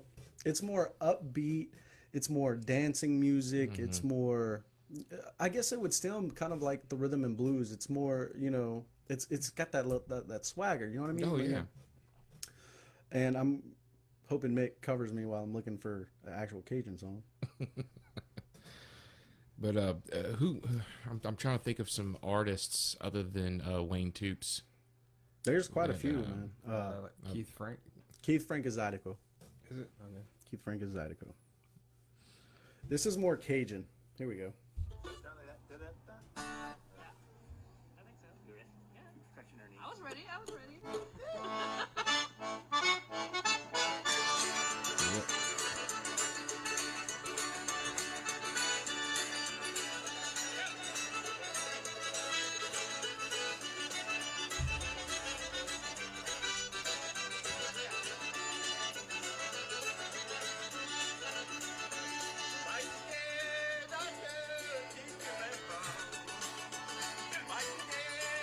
And if that doesn't make you want to have a beer, I don't know what does.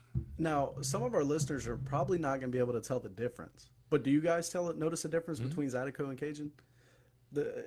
It's hard to explain, man. It really is. But there is a huge difference between Zydeco and Cajun music. And I listen to Zydeco all the time, especially on Saturdays, man. My significant other, Danielle, can tell you. I love Zydeco music. Well, man. minus the lyrics, it's a little bit harder to pick out the differences if you haven't really listened to both exclusively. Well, Cajun music has more accordion, fiddle, and Zydeco has more accordion and spoons, washboard. And there is a I'm not gonna say huge difference. There is definitely a subtle difference. Whichever one you're gonna be hearing an accordion. So would you That's- say that that's like right Sean there. Ardoin is more Zydeco too? Then Say that again. I'm sorry. would you say that Sean Ardoin is more Cajun or Zydeco? Zydeco. Yeah, the Exotico. There's honestly, man, there's really not very many Cajun bands left. There's really not. Zydeco, it's died down quite a bit, but it's not. It hasn't died down the amount that Cajun music has died down. Like for instance, my son, man, I don't know. I try to teach him about our culture and our heritage and stuff. He's not that interested in it. Like I've been teaching him how to cook a little bit and the authentic Cajun ways, and I'll put some Zydeco on when I'm cooking. I'll try to instill that heritage in him. But I guess when I was a kid, I don't know, like I loved Cajun music and Zydeco music. Like it didn't bother me. What bothered me is my parents when they were listening to Swamp Pop and then drinking Crown and Seven. Like to me that music, I was like, why the fuck are we listening to this? It makes me want to kill myself. But like as an adult, like I get it. It's good music. What they're saying, the lifestyle. Now, aside from the music and the food, Louisiana used to be nothing but farmers and agriculturists. Well, when oil actually first came to Louisiana, when they started drilling the first oil rigs, that's when Louisiana really started to explode. Most of these men that were, normally working the fields, working their farms, started going into the oil industries and the chemical industries. That, and you also got to remember we got a lot of port cities too. Yes. Well, once the oil boom happened, Louisiana really became a mecca, I guess, for that. I think New Orleans is like the third biggest port in the U.S. Yeah. Right behind L.A. And if you're talking oil, I think the gas prices are set nationally Based on New Orleans. based on the production that we get in at the port. You're absolutely right. Louisiana is So filled, we kind of control that shit, man. right. Central Louisiana, this is pertaining to the South. I'm sorry, I don't include too much of Northern Louisiana when I'm talking about South Louisiana. Louisiana, if you're looking at the very bottom of the boot, on the toe part of the boot, that is filled with refineries and chemical plants. The heel of the boot is filled with refineries and chemical plants, and then in the center of the boot, that's where your offshore communities Correct. are. That's where they go into the Gulf and the oil rigs, and they're leaving their family 14 days, 21 days out of the month, and they're going out there in the Gulf of Mexico and drilling for oil and gas and natural gas and everything that pretty much runs this great country. Mm-hmm. And if you were talking about that, we have our industries, and the key industries of Louisiana are, we got our agriculture, including cotton, soybeans, cattle, sugarcane, dairy products, seafood, tourism. Tourism is a huge one too. Yeah, that's New Orleans. Oil and petroleum mining, food processing, paper products, coal mining, shipping, and chemicals. So that's what we produce with saying a gross domestic production of 2 million. Let's see, 243 million a year, and that was back in 2012. People don't realize how much rice Louisiana actually produces. Mm-hmm. And sugarcane. Louisiana is the number one supplier of sugarcane in the U.S.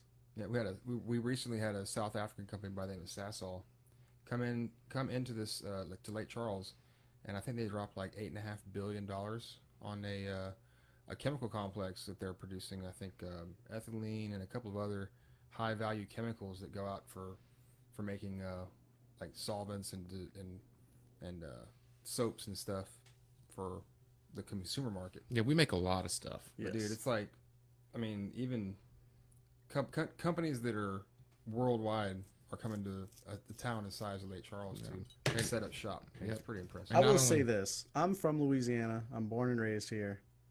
If you're a coffee drinker, the number one coffee company I'm going to recommend... Seaport. No. I'm going to recommend Black Rifle Coffee first. And if you choose not to buy Black Rifle Coffee, it's going to be Community Better get Coffee. yourself some damn community. Community Coffee. That is a Louisiana-ran company. You better get your ass some Tabasco sauce, too. Yeah, gotta get that. Go to Avery Island first. Well, if you don't like Black Rifle, you're probably a Democrat anyway. Yeah, But if you ever had a chance, go to Avery Island. That's where they make Tabasco. And their facility's huge. It's awesome. Plus, they have an animal reserve there. They have like their own zoo Yes. now. It's pretty neat. Yeah, everybody that's not from Louisiana eats Tabasco sauce. But there's so many different types of. Everybody knows of the red bottle No. Tabasco. Well, yeah, you got that's the because green. they've been around since the 1800s. You but got the green. You got the raspberry. Have you tried the raspberry? oh god, It's no. amazing I on don't eat anything. Tabasco sauce. I, as a born and bred coon ass, Well, you also have the Louisiana hot sauce. I eat either Louisiana hot sauce or I eat Crystal's hot sauce. Crystals is good too. Crystal's it's not as sweet and it's got more. You know, if you cook your food right, you don't need none of that crap. Yeah, well, Then they have Just saying. then you have your Tony Chachere's, which I don't find it hot. It just gives it a season. It's just a seasoning. It gives it flavor. See, my wife says that Tony's and all that adds too much salt, so she can't eat that. Eat that well, stuff. Zataran's actually, and Slap Your Mama. Give a shout out to love Slap Your Mama. Slap Your Mama. Slap Your Mama has less sodium as well. I remember when they made them take off. Remember NFL? They sponsored Slap Your Mama sponsored them. So anytime they're in the end zone, it said "Slap Your Mama," Yeah. and they made them take it down because everybody was getting offended. That's the name of the seasoning. Slap Your Mama. mama. They don't actually mean go out and slap your mom. Well, the term is used as if you eat something that's really good and your mom has never made something that good, then you need to go slap her because she's doing something wrong. That's where the term kind of came about. Let's get on to the festivities that we celebrate. Mm-hmm. Mardi Gras. Mardi Gras. Let's get that. Everybody knows Mardi Gras. You know. Why do we celebrate Mardi Gras? Oh man, the Catholics. Do you know? The Catholics, man. That's it. The Catholics. Yeah, the Catholics. Rob, do you know? To get drunk. That's about all I got. I'm from Louisiana. And I don't fucking know why. So, I know it has to do with something at the beginning of the harvest. You know, you plant your crops and whatever. Well, that would be the end of the harvest, wouldn't it? Or no, No. you harvest in the spring, so yeah, I guess that would be the beginning of harvest. Yeah, you Get drunk. Yeah. Show your titties. chase a chicken. Wait, no, you would harvest in the fall. Like right Yes, before it's the fall. beginning. It's the beginning. You come together and you have a big meal and you hope for a happy harvest. That's pretty So much it. you're Mardi Gras. Look, it's a big ass parade and a bunch of drunk people in New Orleans. If that's what most of America views Mardi Gras as anyway. Well, it's Fat Tuesday. It's Fat Tuesday. You know. That's what it literally means. Fat Yeah, Tuesday. Mardi Gras. Mardi is French for Tuesday, and Gras is French for big. So you have It's, lundi, mardi. It's like a fasting. I'm sorry. The logic. Because right after Mardi Gras you have what do you Lent. call it? Lent. Yep. So it's kind of like to You get all indulge.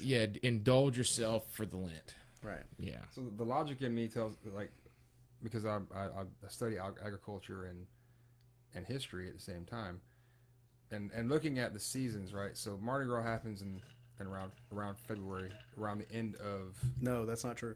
That's when we celebrate it. No, Mardi Gras is celebrated depending on Lent that year. It is dependent on Then Easter why- and Lent. Okay, so how come It's in every- between February and March every single year. It just depends. It could be at the beginning of February. Right. the Well, so middle- all right. So you're that's semantics. What I'm saying is, in terms of seasons, it's celebrated around the same time of the year. Yes, the beginning of the year. Right, Correct. So, to me, that would say that most, and this is in history, right? So when people plant their crops and they harvest in the fall, they're harvesting so they have enough food to last the winter. Through the winter. So Correct. whatever the surplus would be, whatever's left over after the winter is over, you're going to consume in a festival like Mardi Gras, and then you're going to be able to sustain during the spring and summer because this food is easier to come by in the spring and summer Correct. while you're planting and growing your crops for the fall harvest. So Fat Tuesday to me sounds like it would be a celebration of the end of winter. Let's go ahead and enjoy what we got left over and have a great big festival Yeah, so that but- we can go forward and have a great. No, but it's just a party before Lent. Yeah. Just a party before Lent. Just my 2 cents, man. It sounds like to me. Let me say this to clear up any confusion or any questions that you may ask future Louisianians. No, we don't all have pet alligators.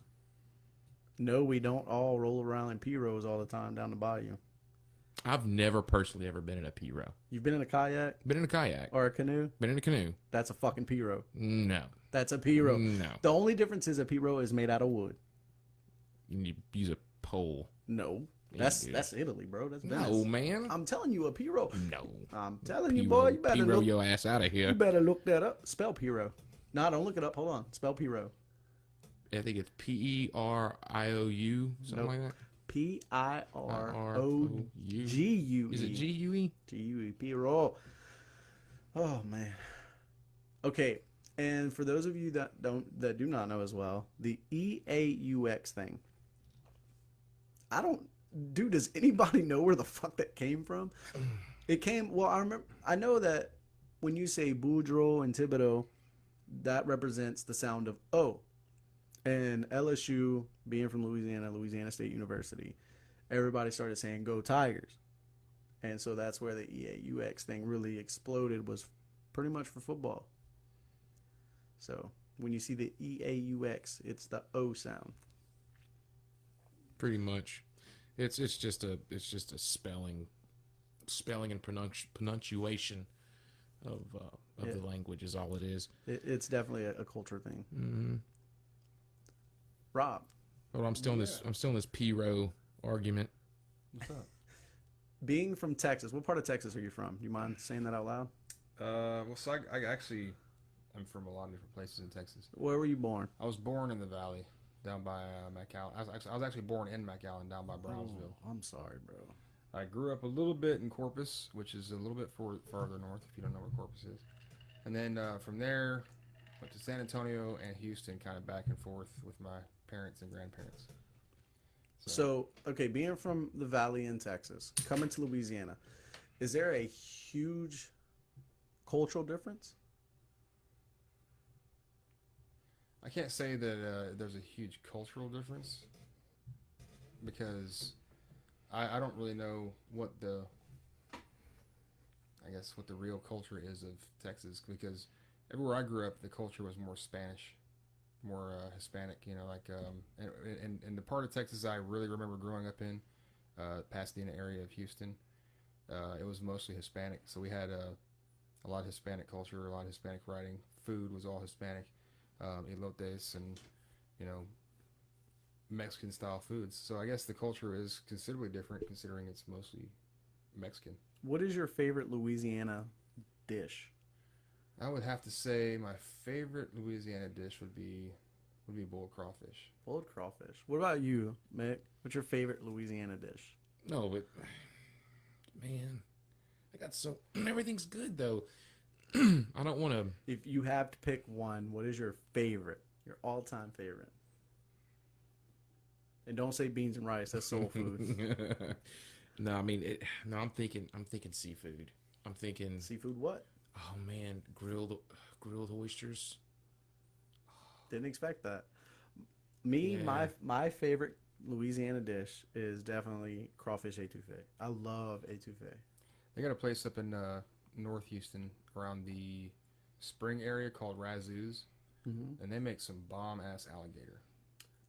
And yes, we do eat alligator down here. Alligator is amazing, but you have to cook it the right way. It's tough, man. You have to clean it the right way. Theirs is amazing. You have to kill it the right way. If you are not killing it, cleaning it, and cooking it the right way, it's not going to taste right. And people don't know this. The best part of alligator is actually the tail. Yeah. They've tried, different parts, backstrap of alligator. They've tried legs, ribs. Some people do actually enjoy that, but the best part of an alligator to eat is the tail. Yeah, and we also got to remember when we're talking about alligators, skins are used for clothing. Boots, I mean, tents, just everything. yeah. Nothing. I don't think anything on the alligators ever is wasted.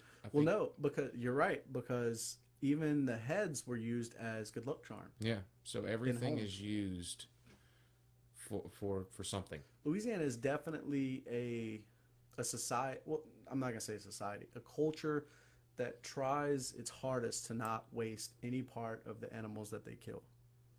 That's why when PETA comes down here, we're like, dude, get the fuck out of our state. Yeah, because I mean, you got to think Louisiana. I mean, they call it the sportsman's paradise. We have fishing, we have hunting.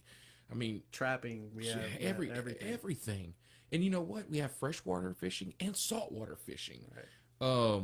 We have Forest hunting. We have swamp hunting. You know, we waterfowl, duck, goose. Yeah, we have a crap ton of waterfowl. I mean, shoot, blackbird if you want. I mean, we got everything. Now, I will say this: if you come to Louisiana and kill an alligator out of season, Yeah, you don't do that. you are more likely to get away with murder down here than you are killing an alligator. There is a specific season. I want to say it's 2 months, or it might be 3 months. And you have to have special tags. You have to have special tags, special licenses. Dude, you might as well go shoot the I don't- judge. And getting tags, from what I understand, is only if you're a resident. a licensed Right, you have hunter. to be You a gotta pretty much- resident. Well, you to only get get a issued a tag. number of tags if you have the land for the tags, and you have basically you've hunted in the previous season and shown that you're able to fill the amount of tags you had given to you at that time. So if you are unable to fill all your tags, then I guess they issue you less tags or something like that. I don't know. Crazy. Being that you're not from here, Mick, but you were raised here. You were not born here, but you're a fucking Louisiana man. Yeah. What is the one thing that you learned in, the Louisiana heritage and culture and, just the Louisiana society that you think would benefit you the most in life? I don't know if this is just a Louisiana thing or maybe this is just a Southern thing, but I noticed that a lot of people are taught at a young age to a lot of respect, and consideration and the way we're brought up. I know. Oh yeah. And it shows. And and what I'm talking about is, I can go to any state. I can go to any state, all the states I've ever been to. Let's say I have a flat and I'm on the side of the road. I will wait there forever before somebody stops and helps me. Now, if you do have that same situation, you're in Louisiana, dude, you're gonna have 10 people stop. Somebody's gonna drive you to get your car fixed if they don't fix it for you, and then invite you to dinner. Yeah. That's the difference. It's a Southern hospitality. It's a very hospitable. That's where it came from. The one thing that I can, being born and raised here, the one thing that I've learned, and my father is a picky eater, so everything that I've had to learn how to do is, my dad's a good man, don't get me wrong. My dad's more of a hunter than a fisher, but everything that I've had to learn how to do has been from really close friends' dads. Living off the land, man. I feel like I could go anywhere in the U.S. minus the mountains, and live and be completely okay on my own. I know how to fish, I know how to hunt, I know how to clean. Yeah, you don't learn that very many places. No, here. but we're raised like that because my dad raised me the same way. And that's what I'm saying. And it wasn't just some places. It's if your dad didn't teach you, you just didn't learn. No, everybody's dad is pretty much everybody's dad. I mean, everybody's mom's everybody's mom. Yeah, we have hunting safety courses at school as extra credit. We did. They're no longer here. They don't have them anymore. We did. Right. Great. I remember I was in 4th grade when I took my hunter safety course, and it's still good. I still got the orange card in my wallet. I got my orange card somewhere. And that's just something, we take care of each other down here. It's not, oh, well, screw the Bennetts down the street, or screw the Settles, or screw the Davises. Well, we might. It was, hey, look, the Davises crops didn't come in this year. Yeah, we might feud. We might feud Let's like bring some them to sons of dinner. bitches.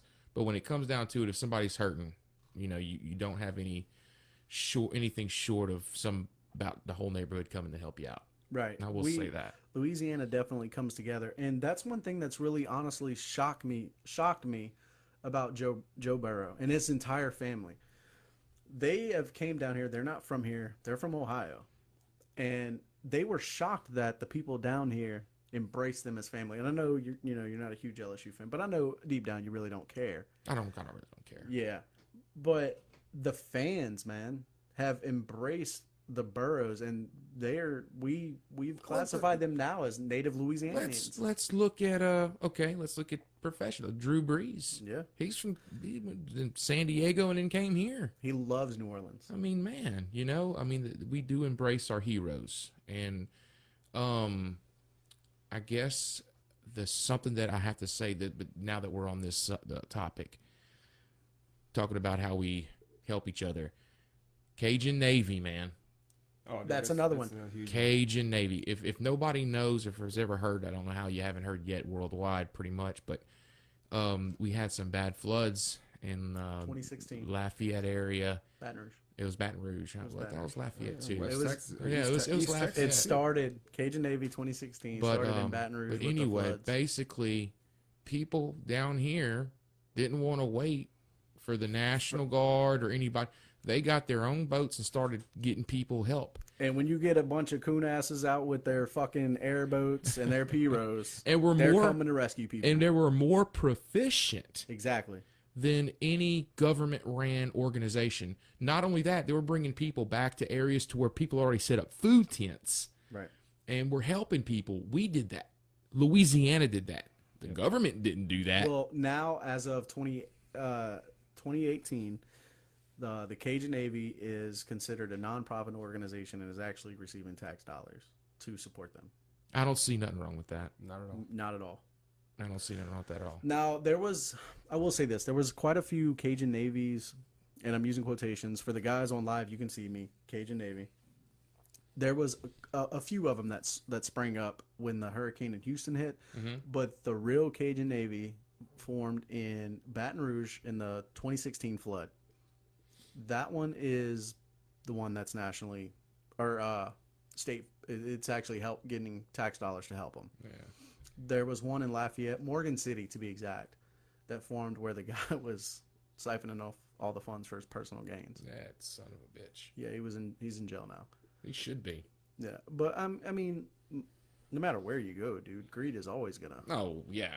There's always one fucking douchebag. But it's really not that prevalent here. Like everybody is pretty much eager to help everybody. Except our politicians. Yeah. By the way, if you come to Louisiana, don't break the law. You'll never leave.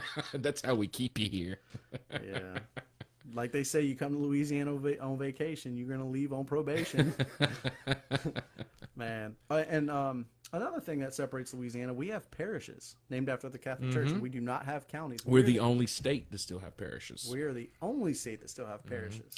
And try growing up and realizing that, man, because everybody's like, oh, I live in such and such county. I'm like, what the hell is a county? Yeah. Oh, the county sheriff. Wait, what? Yeah. But we have parishes.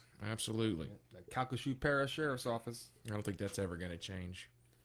I hope it doesn't, man. I don't either. I Hey, wish- that was the Calcasieu. Were they Indians? Yes, the Calcasieu were Indians. Yes, they were. Well, they still are. They're actually almost extinct. Well, they're still around. That and part of that was the fact that this area was no man's land, and so you could I could walk up to you right now and blow your fucking head off. There's nothing anybody would do, like zero at that time. It was like in the 1700s, 1800s, really early 1800s, Oh, this is wilderness. Yeah. This is wilderness back in the day. and they just kind of whatever. Oh well, should have been fucking Getting outta standing there, here. dude. So, Wrong place, the what wrong about time. some lore around locally? I know I said earlier, I mentioned John Lafitte actually supposedly had buried some treasure here. Yeah, you hear that, and I'm trying to think of some more lore here. the Rougarou? Yeah, we got the Rougarou, and haunted plantations. We've covered that. We kind of covered a good bit of that, but I think I'm going to go over a couple things since we're on that. 20. Let's see here. We're going to do 25 best things to do in Louisiana. The first one is Royal Street, New Orleans. Have you ever been there, Rob? So you say Royal Street? Royal Street. I have not. It's a good place to go. There's not many streets on New Orleans I remember actually being on because I was probably drunk. That's the thing about going to New Orleans. Yeah. What happens there stays there involuntarily. Yeah, not because you don't want to tell anybody, because you can't remember. Yeah. Okay, then we got the LSU Rural Life Museum. I personally have never been there. It's in Baton Rouge, Louisiana. Located 40 acres of agricultural research station for LSU. The museum offers the largest collection of such artifacts in the world of, let's see, various materials from the 18th and 19th century rural Louisiana. It'd be pretty neat to go there. Then we have Rip Van Winkle Gardens. We have a lot of gardens here. Plantations. We got the Laura Plantation in Vashir, Louisiana. I guess if you're going to come to Louisiana, go to LSU game. You got to go to at least one LSU game. Hold on, Mick. There's a small earthquake. Hold on, Mick. Can we get one Go Tigers? Oh, Please. Go Tigers. Woohoo! Yeah. Go Tigers! Yeah, happy. We got the Homa House Plantation and Gardens. Like I said, you can pretty much spend a whole week going to plantations. I've actually, hold on, I'm gonna stop you. I've been to the Homeless House. It's actually right south of Gonzales, and there is this in the old slave quarter. And this is not politically correct, but I don't care. So right across the street, there's the old slave quarters. In these slave quarters, there is a restaurant. You want authentic Cajun breakfast? Go in this restaurant. Yeah. Well, if in any plantation, they're beautiful. They're They are. awesome to go to. But if you're gonna, also if you're in New Orleans, they got Frenchman Street, New Orleans. And when I say streets, and this might throw some people off, whenever I say, oh, Royal Street, Bourbon Street, Frenchman, these streets, you understand, have so much stuff down them. They're an attraction on their own.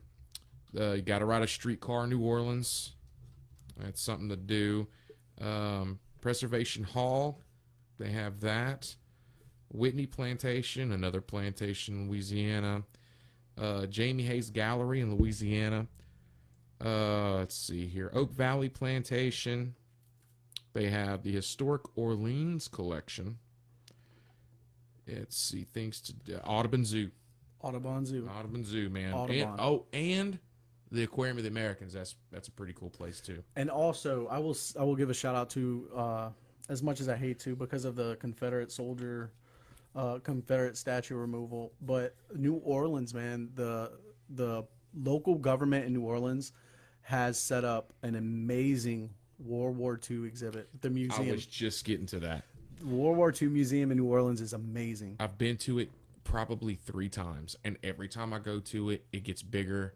Now it's so big, this is not a one-day thing. No, you got to go like 2 or 3 days. Yeah, I mean, if you're into World War II, that you're gonna you can go to New Orleans just for that. I'm going through. There's so much. Visit the Capitol. I think we still have the tallest Capitol building in the United US, States.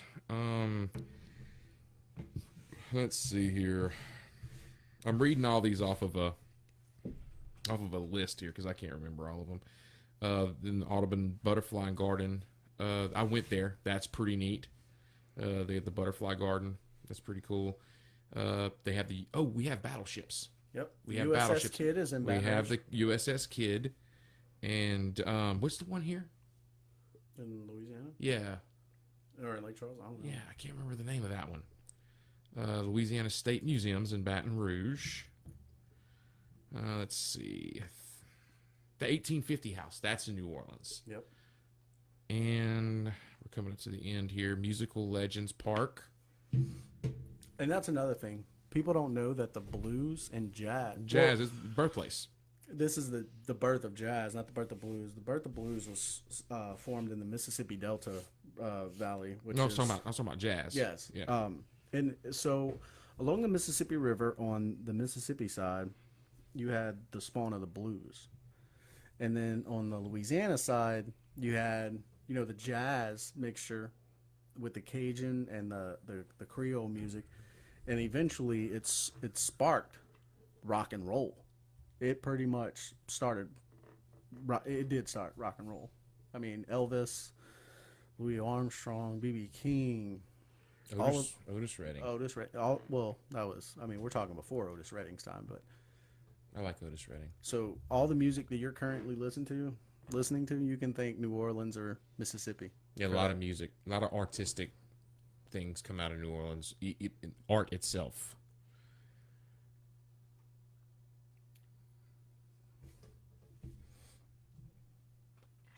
Randy. No. So that is pretty much Louisiana for all of you people. All of the. Hold on, let me start.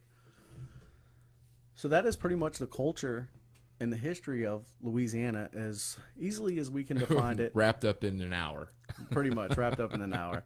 That we could, openly define it to try to eliminate questions. Right. Rob, in closing, is there anything you would like to add? Being a Texan turned Louisianian. Dirty Texan. Well, I was gonna say Louisiana rocks, but no, dude, hey, this state is by far the best state in the union. Minus Just under Texas. minus the politics. We did. The only reason why I said it is we did just elect a Democrat governor, so I will say this Again, God, how'd that happen? Louisiana is still under Napoleonic law, which means we have some of the harshest laws We do. in the entire That is U.S. something. If you come down here in New Orleans and you drink and drive, get ready to spend 10 G's in about 5 years. Yep. It is much. not easy. Our laws are ridiculous. But you guys can find us if you have any more questions.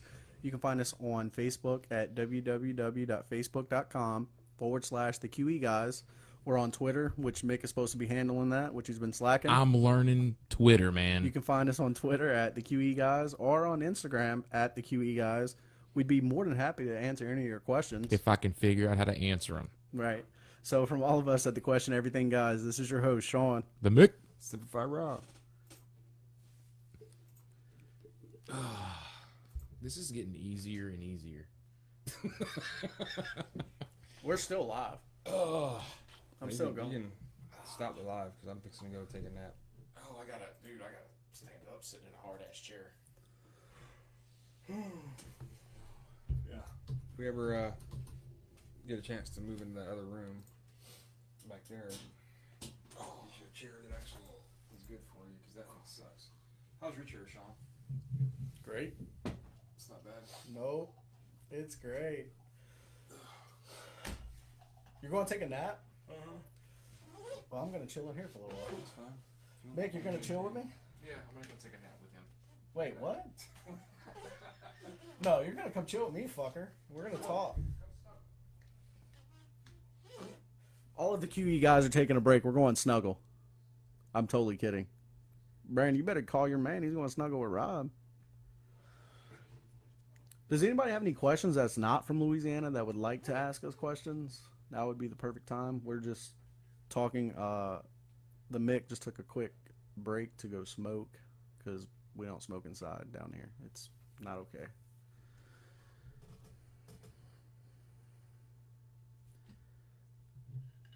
Yes, Sam, I know that you guys name drop us on Twitter all the time. You name drop us on Facebook, on your podcast, and we're highly, highly grateful for that.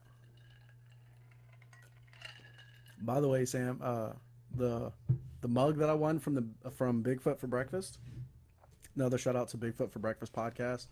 I entered one of their contests and I actually won, and I was shocked because I never win anything. But the Mick is actually drinking coffee out of the mug right now.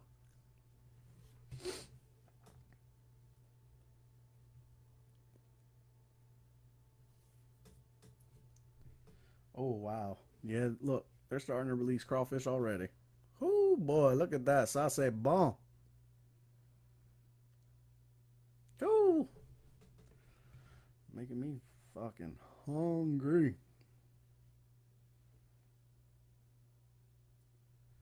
So, Sam, when are you guys going live on Bigfoot for Breakfast for the special Christmas episode so I can plug it?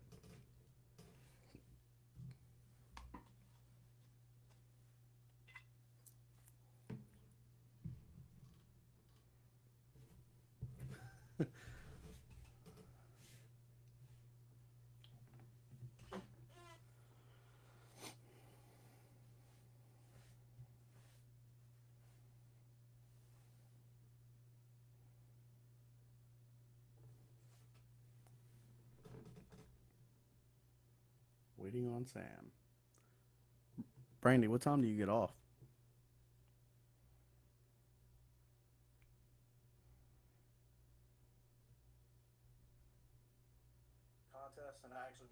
shot because I never win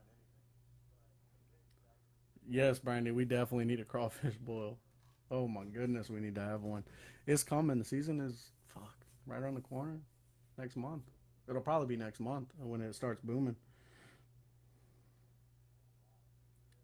Why are you not dropping details, Sam? That's crazy. You guys should definitely drop details. You have to let me know like ahead of time so I can get on Facebook so I can share it. I know it's going to be funny. I think you told me, it was either you or Sarah. One of y'all told me the concept behind it. Like, dude, I'm freaking ready.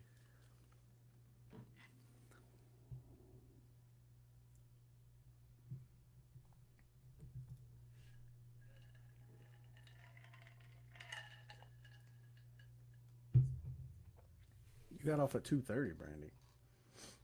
What the hell? Oh, Brandy, hold on. I'm about to talk to Mick. I'm about to invite y'all to dinner. We're going to cook something tonight. Wait till Mick gets back.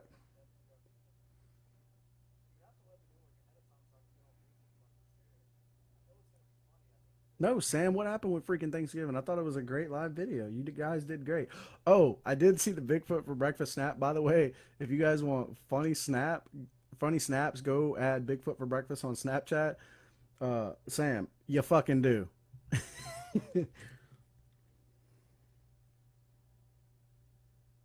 What? Why? It was great.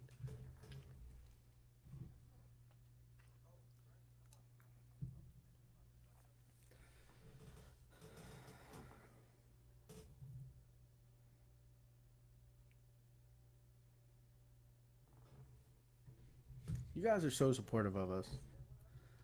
Brandy, Danielle, everybody. Like, you guys are always sharing us. Thank y'all.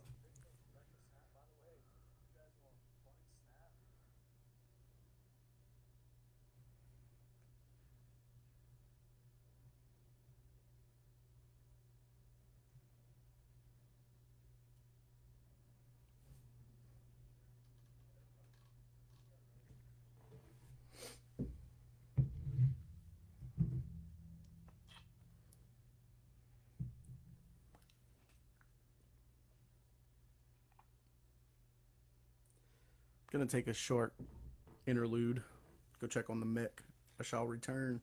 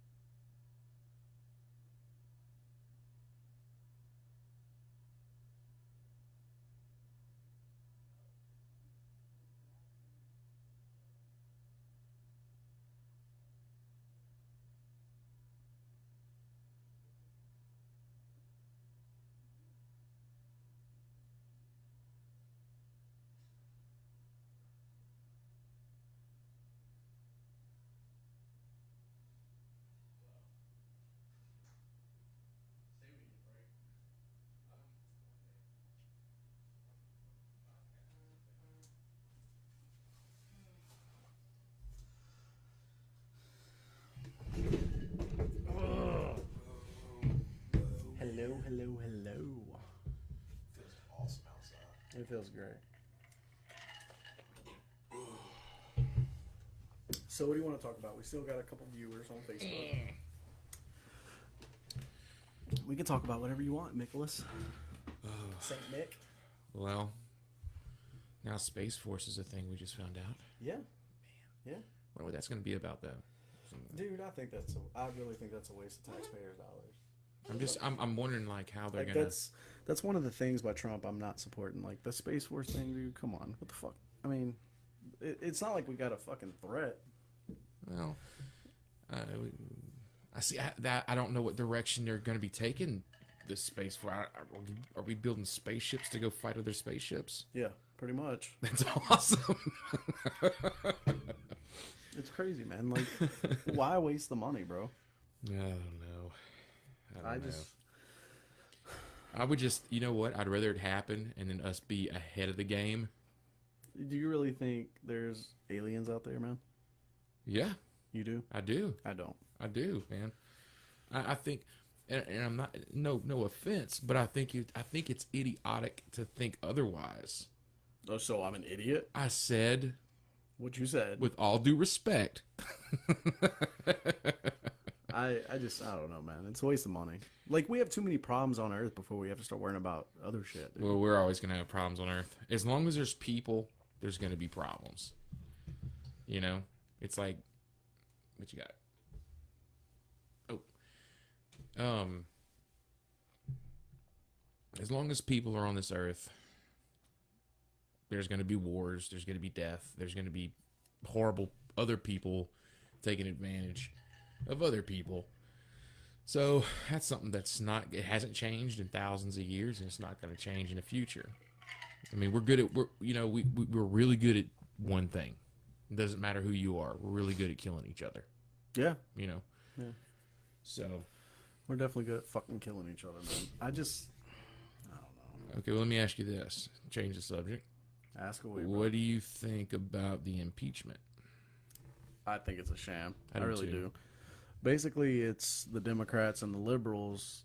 They're whining, dude. They're doing whatever they fucking can to whine about the situation because he won, and it's just stupid. I just don't understand what they're impeaching him for. I mean, I've watched everything. I get the phone call to the Ukraine. Dude, but I still don't even understand the freaking it. president of Ukraine said there was no quid pro Right. quo. It Like, wasn't everything that they're doing, that they're trying to impeach him for, is what they're doing. Abuse of power. exactly. Okay, so Nancy Pelosi doesn't want to release the articles of impeachment to the Senate. That's fucking quid pro quo. So therefore, until she hands over their impeachment that they wanted to do, still is not legitimate. He's not impeached. Still not legitimate. Right. And CNN said, and they fucked up. They said President Trump impeached. He wasn't even impeached yet. Right. They just agreed. Like, people don't, dude, everybody in America needs to fucking go back to civics because he's not even impeached yet. Mm-mm. It's just the articles of, the articles that are going to be sent to trial or what? Articles of impeachment. Articles of impeachment. He's not impeached. No. So, just blows my mind. Trump's going to be the first president impeached and reelected. Dude, the Democrats don't even realize, but they're shooting themselves in the foot, man. And you know, I still think about this.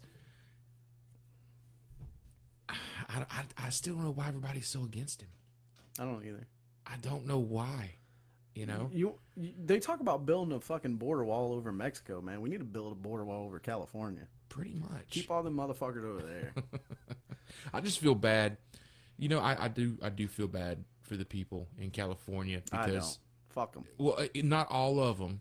Not all of them Well, are Southern California. are these crazy liberal nut Northern jobs. California is actually extremely conservative. Yeah. And Danielle, she's from California, and she asks me all the time, "Oh, you're gonna go to California with me to visit my grandma?" Nope. Yeah, I have no She's like, want "Why? to ever go to California. Why do I need to go to California? You know? Why? Yeah. I'm gonna end up getting shot. Like, Pretty much. why would I want to go over there?" Yeah, man. I can't even think, like off the top of my head, I can't even think of one thing that I would want to go to California for. I want to go to Lake Tahoe, but guess what? I want to go to the Nevada side. You're, So you're gonna go to the east side. I'm gonna go to the east side. So I'll still stay in Lake Tahoe. I heard Lake Tahoe's pretty cool though. Yeah, it's beautiful. It's a great place to ski. That's it. Yeah, that's ski resort. Yep. Yep. I had a friend who would go there every year with his family to go, and he was like, "Oh man, it's so awesome seeing pictures and everything."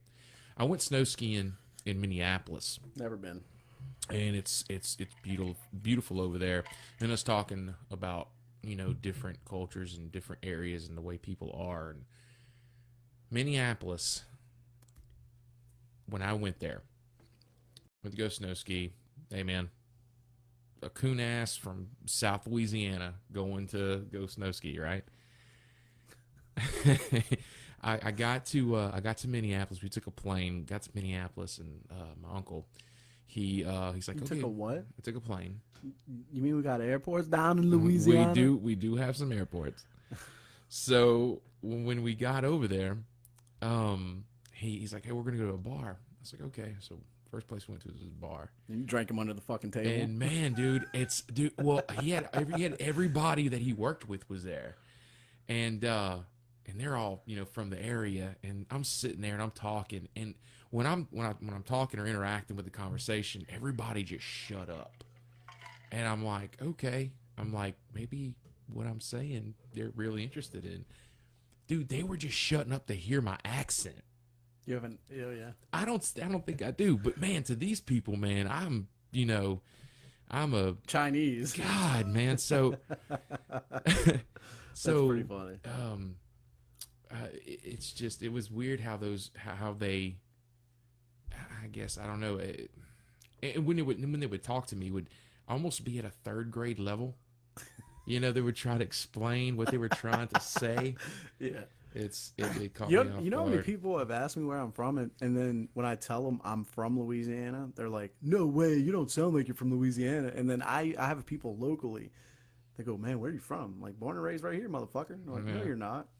Yeah, I am. They're like, "You don't sound like you're from here." I said, "Why?" Because I enunciate and speak properly. I don't know. Well, I find that sometimes when I talk, sometimes I can talk some way, and then sometimes the accent creeps out. It does. It'll creep out, and I tell you what, when I'm mad, Oh, that's shit. where it comes out, man. When I'm mad, that's where it comes out. Oh, see, it's me when I'm making love and I'm whispering in that woman's ear. Oh, baby. That's just fucking scary.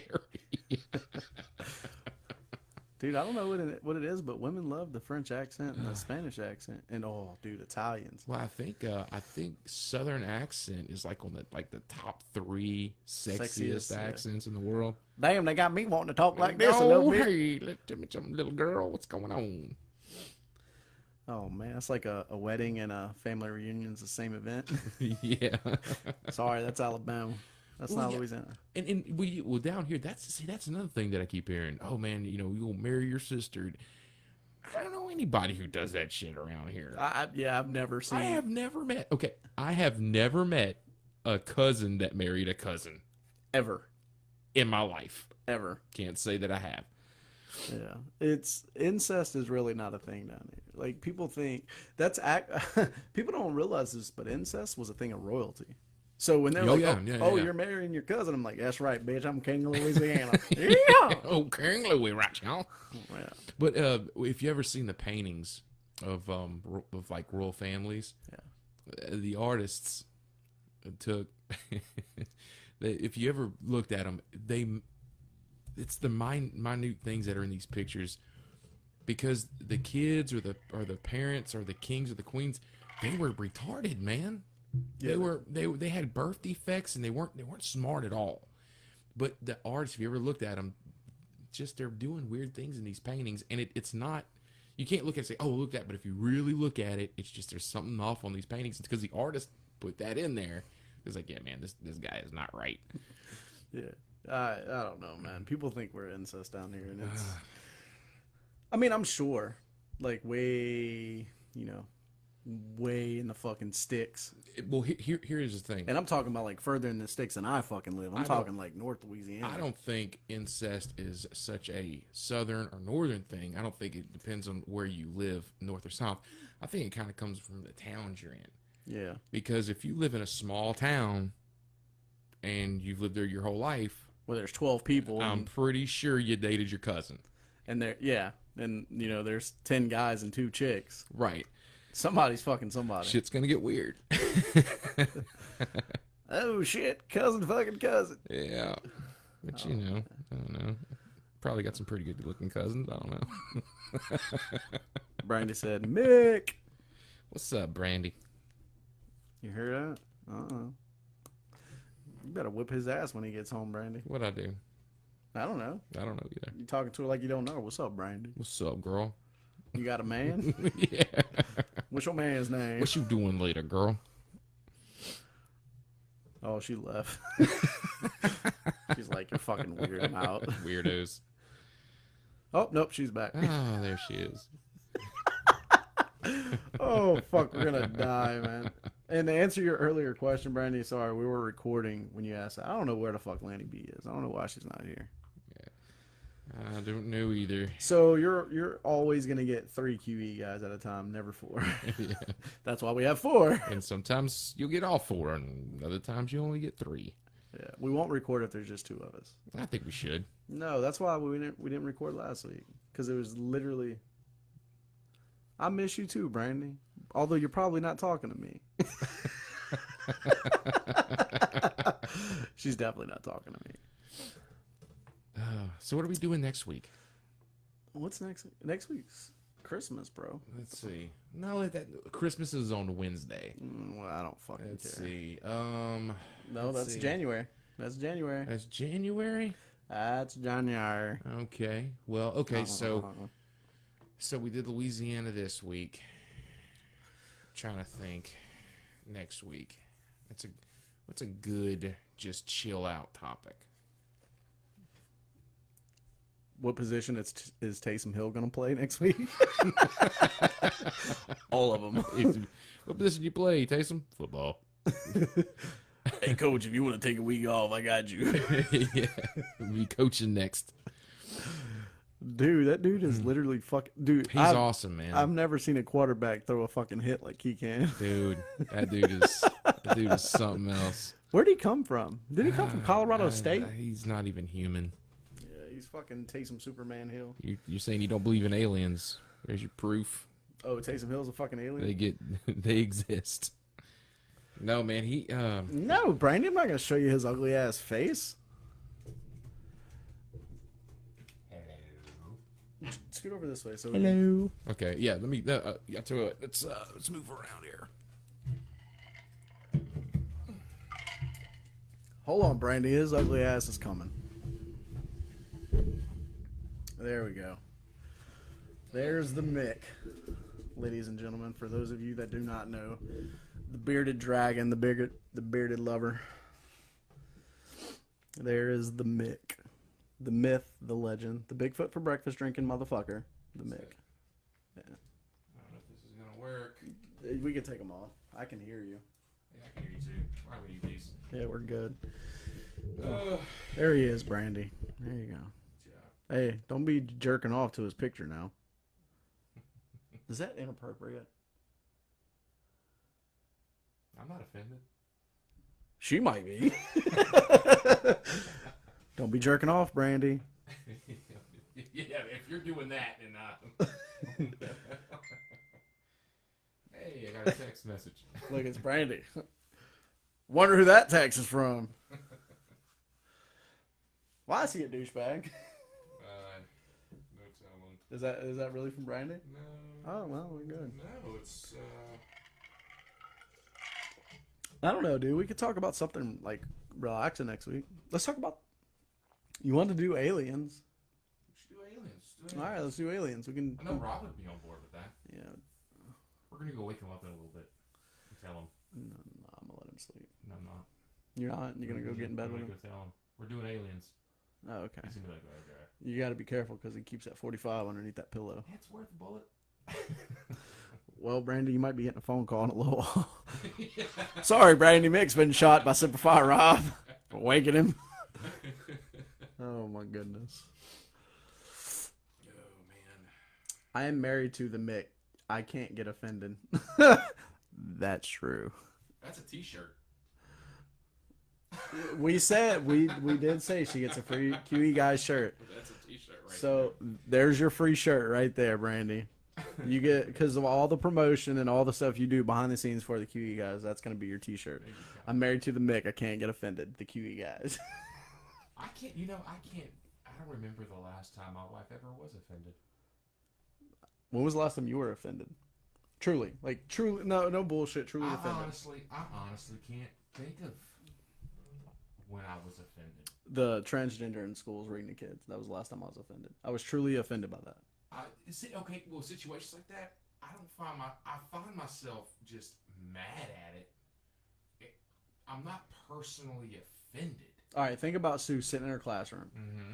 and a transvestite man comes in, Mm-hmm. drops his book, spreads his legs, shows Sue his nuts. You're not gonna be offended by that?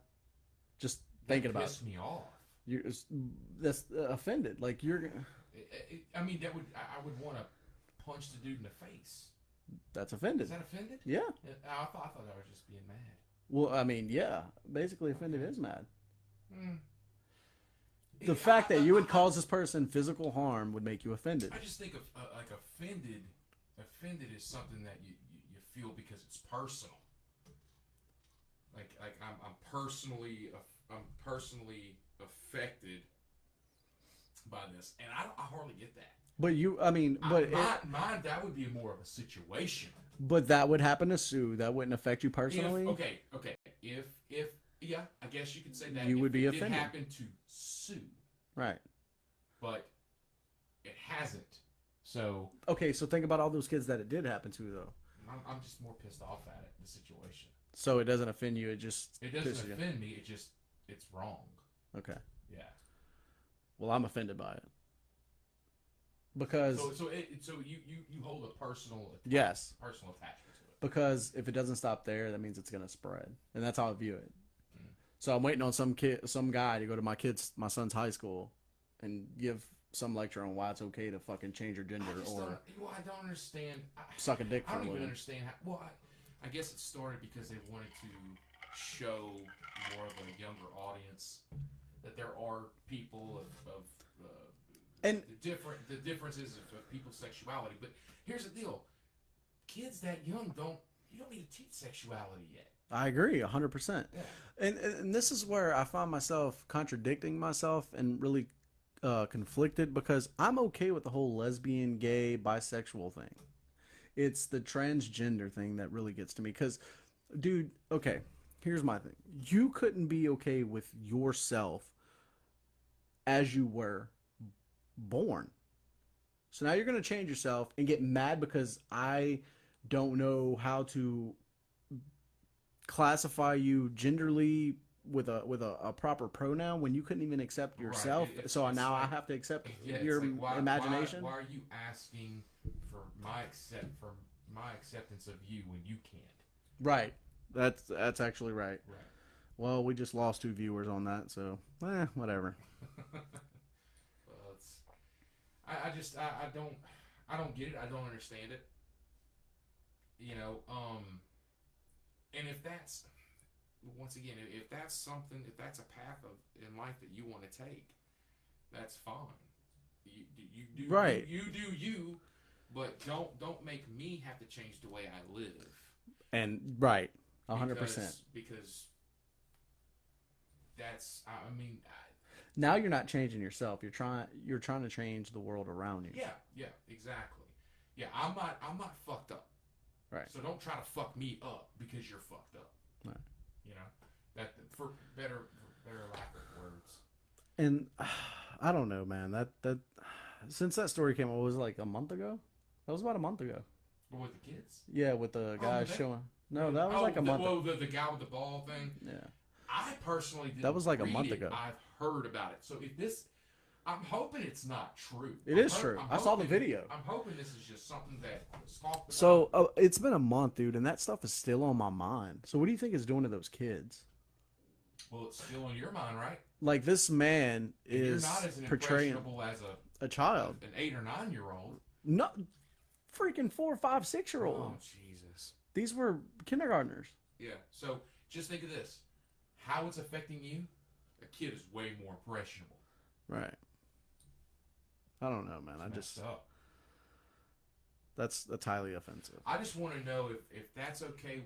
You know, he's okay in his own world. How would he take it if I don't even know if this dude would have kids. But let's say he did. If I Let's came say and brought my straight truth on him. Exactly. Yeah. Exactly. And said that if you don't accept the way I am, then you're a piece of shit. Yeah. You know? I don't know, man.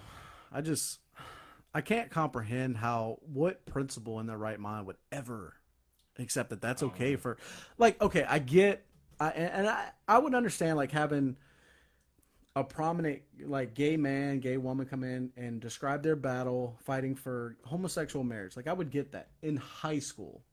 We're talking juniors and seniors, 17, 18-year-olds, but not 5 and 6-year-old children. No. That is not okay ever. No.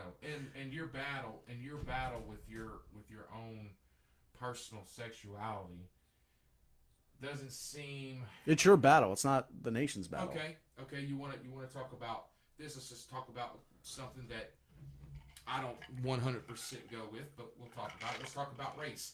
How do you think all black people feel if they got shut down in a class because they had to hold up and they had to talk about gay rights instead of 200 years of slavery and what's the word am I looking for? Segregation. Right. That is a fight to be in. I get that. Well, I'm going to get into this. Okay. And I'm going to tag her in this. We're at 3 hours exactly. I have my younger brother, Kobe. I'm not going to say any last names. One of his best friends is a white guy who happened to marry a beautiful black woman who had a son already, and he took this son in, and Cole is raising this child as his own.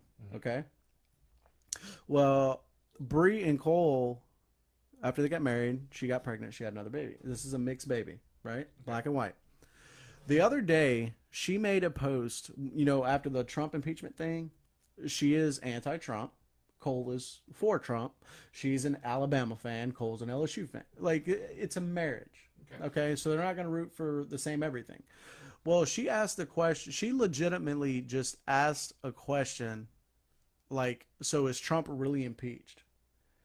Dude, this young woman was... I guarantee you, I would hate to have had her phone at that time. She had so many comments from people just berating her. She legitimately asked a question, and even I told her, I said, "Look, Trump's a good guy." Blah blah blah. I gave my opinion. I wasn't negative towards her in any way. Mm-hmm. The audacity of people calling her a racist. I'm like, dude, how the fuck is anybody calling you a racist? You have a half-white baby and you're married to a white man. You know what she told me? I never claim any of that. I let my actions speak louder than my words. Well, to them, and when I say them, to the liberals and your Democrats, we are racist. We are all misogynistic. We're all homophobic. In some way, shape, or form. You're absolutely right. It doesn't matter our argument. It doesn't matter what we say. It doesn't matter our view. Because they love putting people in categories. Yeah. Doesn't matter. Well, no. In every way, every human on this earth is some type of racist. Even in a minute way. Everybody is misogynistic. Everybody is selfish. Everybody is, what's the word? Self-universe. Where they only view their bubble. Mm-hmm. That's just like, okay, I can't say that I'm not racist. I'm not racist to black people. Okay, but people could call me racist because I feel like the illegal immigrants shouldn't come over here. But that has nothing to do with race. Well, yeah, because I really don't care what race you're. I mean, you could fucking come over here from Europe illegally. I'm against legal race. The first thing they say is, "Oh, so you hate Mexicans?" No, that's a racist statement. Right. You know, because you're comparing every illegal immigrant as Mexican. Right. I'm telling you, everybody that comes into this. Yeah, it United doesn't States matter if they're is Hispanic or illegal. not. The only reason we're putting a wall at the southern border is because That's of our the major problem. access and our major problem of the illegal immigration. Now, you know what? It's not just illegal Mexican, legal Mexicans that are coming across that border. There's I think was it Middle Eastern? Yeah, they're coming to Mexico. African. Yeah, they're coming over. Anybody, they know they can get a plane to Mexico. Come on. I've worked with a couple guys that are not well, now they're citizens, but they're not naturalized citizens. They weren't born here. They met a couple guys from Colombia, Belize, Peru. They hate and despise illegal immigrants. Why? There was a guy at work as I met. I'm not going to give his name. So for his graduation present, when he graduated high school, his parents literally saved since he was a young child.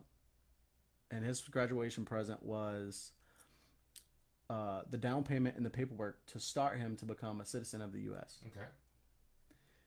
He didn't move over here until he was 26, from 18 to 26. So it was 7 years, or 8 years, 7 or 8 years process for him to become legalized to be in the U.S. He said, if my parents had to spend literally their life savings and fight, and it took this long for me to do that, everybody can do it.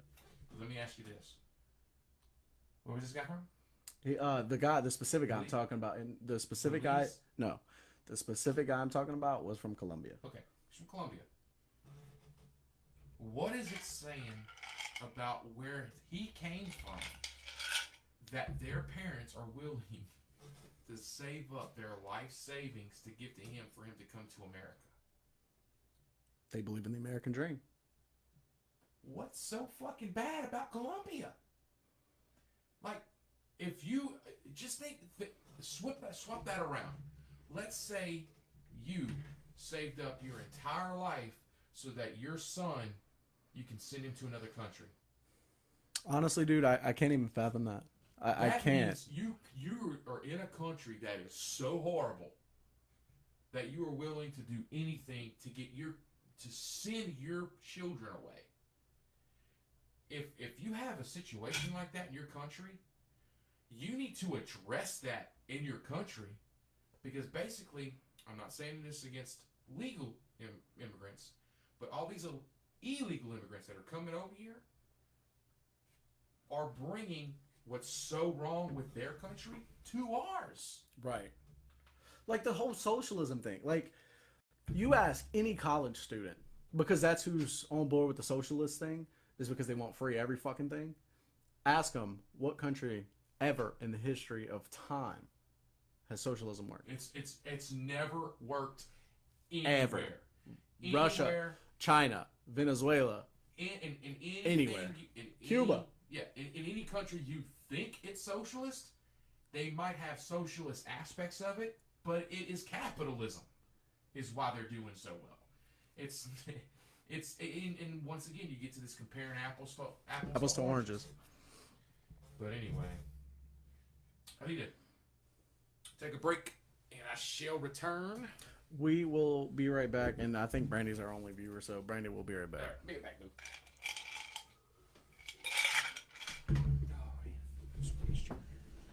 I'm about to have to call it a day. Almost. We're getting to a good point now.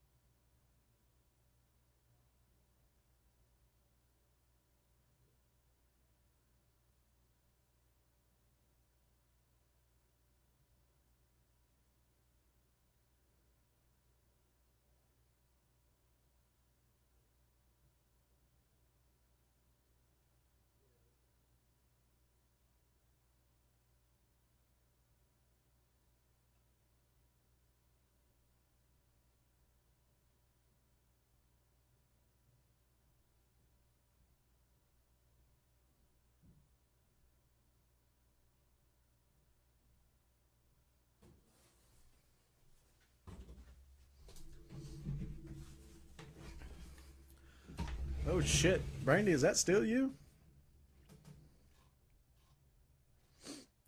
Trey, is that you? Who's on? Leave a comment, please.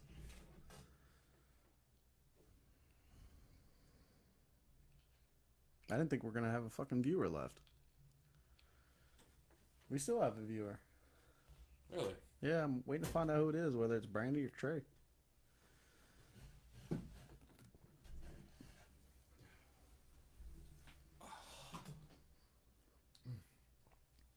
Waiting.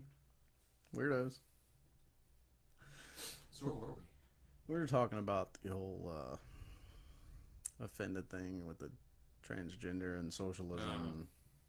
That's where we were at. Oh no, we were talking about illegal immigrants. Yeah. Yeah, that's where we were at. Make sure you're talking to the mic. That's loud as fuck. We're good here. Yeah. Okay. But yeah, that's all I'm saying is if you're gonna come into the country, come legally. Absolutely. Without a Yeah. doubt. Hands down. Because coming in illegally, you're already breaking the law. Yeah. You're coming here Illegally. breaking laws. I don't know what else to say about that. Me neither. I guess this is going to be the end of our live. We're ending it. It's over. We're done. You want to close? Well, thank you. I'll close it. From all of us, the QE guys, we really appreciate y'all coming in. Closing out, this is the Mick. Sean.